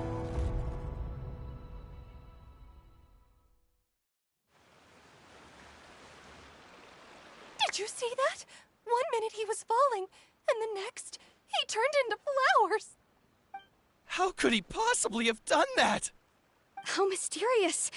I didn't blink once. He just vanished, right in front of my eyes. What a heart-stopping magic show! This was really worth the trip. Caesar's name has finally been cleared, and Fontaine's new star magician Linny has fulfilled a wish on his behalf. Oh, I couldn't ask for a better grand finale. It will make a great headline for the Steambird tomorrow, even if I do say so myself. Whew. Looks like everyone really loved Linny's grand finale. Paimon doesn't see Linny anywhere. Where'd he go? Oh, Lynette said he'd be waiting for us at the usual haunt. But, oh, you mean the one where Caesar's buried? Yeah, that's probably it. This whole magic show kinda seemed like Linny's way of saying, alright, let's go look.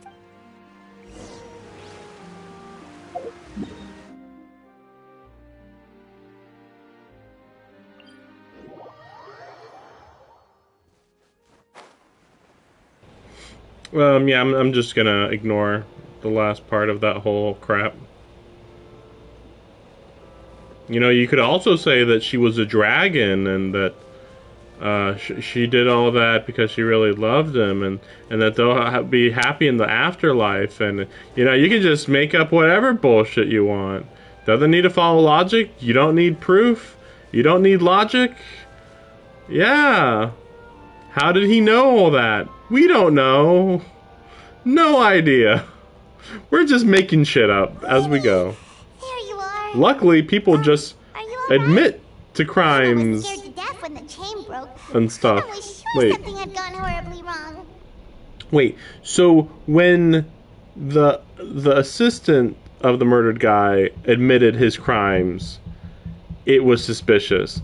But when she admitted the crimes, it wasn't suspicious. Right. Magic is a performance art. A magician has to get creative to keep the audience on tenterhooks. That's our job. So I tweaked Caesar's original setup a little to keep it fresh.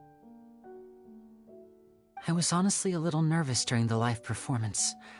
The thought of falling, suddenly feeling weightless, seeing the sky and the ground spinning and spinning. Sometimes, I can't help but wonder what Caesar thought in those final moments. Did he regret taking Gemma and Lorenzo on? Or did he believe that it was his own slip-up right until the end? You know, Paimon's been wanting to ask you about something ever since we were in Caesar's workshop. You learned magic After I joined the House of the Hearth. To be honest, Lynette and I had an agenda when we I told you about my past before, remember?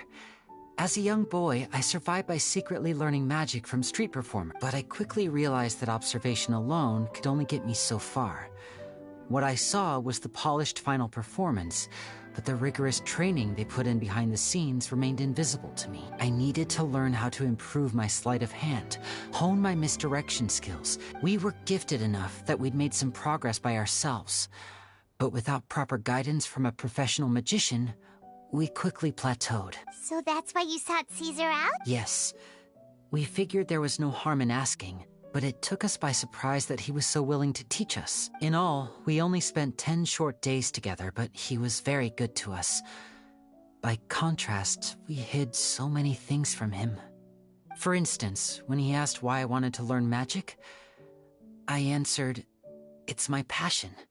But in truth, there was already a lot more to the story by then. After being taken in by an aristocrat for our magic talent, then betrayed soon after, this was no longer about me doing what I loved. What amazed me was how the lie escaped my lips even as I was hesitating over whether to tell him the truth. Trust is a beautiful thing. Sadly, I'd forgotten how to trust by then. Linny. Still worried about the way I feel? You really are a gentle soul, aren't you? But don't worry, I'm used to it now. From the mansions of the elite to the House of the Hearth, lies and selfishness have followed me and Lynette everywhere we go. After Caesar went on tour, we became busy with our missions. The next we heard of him was that he'd fallen to his death, and was now declared to be the Phantom Weasel. That night, I remembered his smile. But as I lay there, I didn't know what to say to him. To keep secrets is to put up walls. The longer you keep them up, the less you let people in. Then, one day, you look around and realize your life is like an empty auditorium after a show, full of seats once occupied by all the people who left. But I guess that's the price we have to pay. You only realize how much someone really meant to you when you lose them completely. That's why I was so confident this would hurt Gemma. Because I felt it for myself. Yeah, cheer up, Lenny. We've had to say our fair share of goodbyes during our journey, too. But whatever happens, Paimon always believes in what tomorrow brings. Delicious food, fun toys, and the Traveler by my side. Paimon just needs to focus on things like this, and all the unhappy stuff goes right out the window. You know, Traveler, doesn't that kind of make you Paimon's truth? Exactly. It's the same for me and Lynette. We are the truest thing each other has in the world, and nothing can replace that. Life has taken plenty from us, like it did from Gemma. But at least it left us with each other. That's what gave us the strength to get through the darkest. That's why the darkness never consumed me, and why it never will. Maybe we live in the shadows too, but we remember every precious ray of light that shines. All right, time to lighten this conversation up a little. It was amazing! Whoa, that's a bit of a tall order, I'm afraid. I don't give a fuck. The show's just finished, I would have so cared my about the scenes are show decidedly before, car-free right but now. then they were like, we're gonna show a really traumatic way somebody died. No one's gonna be traumatized by this at all. Oh, all right then. I'll give it a go, but only because it's you. Watch closely. I have a flower in my hand. You liar! There's nothing in your hand! Huh? My goodness, you're right. But I could have sworn I brought one here with me. Okay, try this. Count down with me. 3, 2, 1. 3, 2, 1. Now, have another look around. Maybe the flowers appeared somewhere else. Really? Let's see. Wow, there it is! Oh, this is a different flower from the last time, right? This one's called, oh yeah, a rainbow rose. But more importantly, Paimon has to know how the trick is done, Pooh! Well, if you want to learn magic, you'll have to start by addressing me as teacher. Ugh. Fine. Please, teacher, please! Since you asked so nicely, I'll share one little tip with you. Namely, the student of magic cannot solely rely on others being prepared to reveal their secrets. You have to observe, think, and find the answers for yourself. Is that it? Look at the time. We shouldn't linger here too long. Thanks again for coming to see my show. I bid you both good night. I look forward to seeing you again. All right, fine. See ya. Shall we head back now, too? Oh, Paimon can't wait to read The Steam Bird tomorrow. Paimon bets Linny and Caesar will be plastered all over it. Let's head to the Steam Bird's offices tomorrow morning and see what we can find out.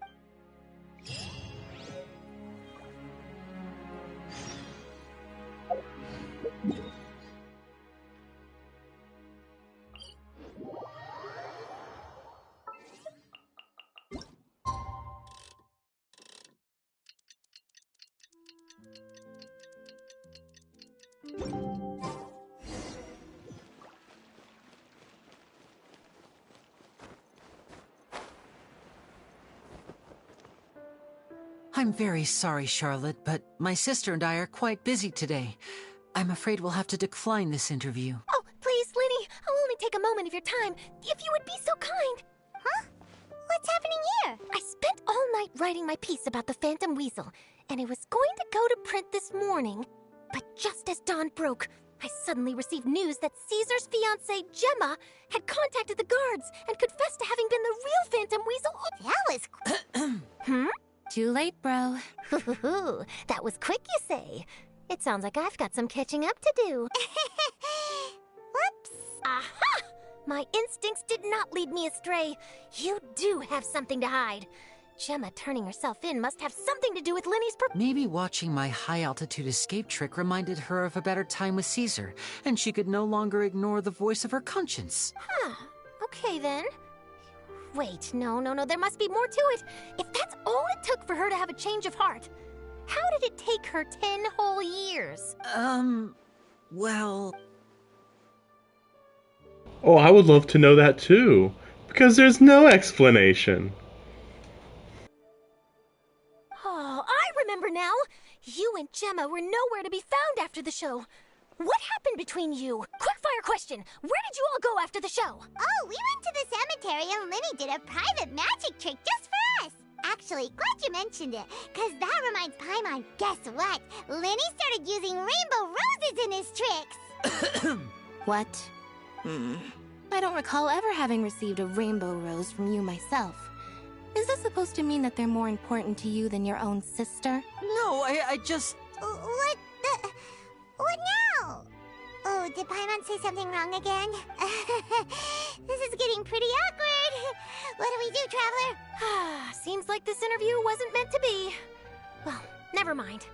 There's always next time. Forgive my persistence, but when there's explosive news waiting to be found, I can't turn away. The news about Gemma has already made waves, and I'll stop at nothing to get to the bottom of it all. Apparently, one of the things she said to the guards was that her final wish is to see Lorenzo one last time. There's clearly a web of complicated relationships there. All right, I guess I'll leave you to continue the rest of your conversation in peace. Bye for now. Lynette? Paimon didn't mean... Don't worry, I wasn't angry. I was just trying to distract her. Oh, really? Oh, thank goodness. Phew. You and me both, Paimon. You and me both. Please, take good care of that rainbow rose. I'd be really upset if you lost it. Wait, distracting her from what? What? What? It's over? Okay, what? So why did she get... So why was she guilty? I don't know. I don't know why she was guilty. They're just like, oh, you know, as we all know, murderers always have guilty consciences. Especially when you didn't murder somebody. Then you also have a guilty conscience, too. So a whole bunch of bullshit is what it is. Yep. Worst. By far the worst that I've ever seen in the whole game. Yeah, what's the other ones?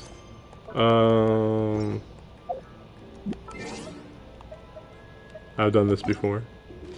Sort of.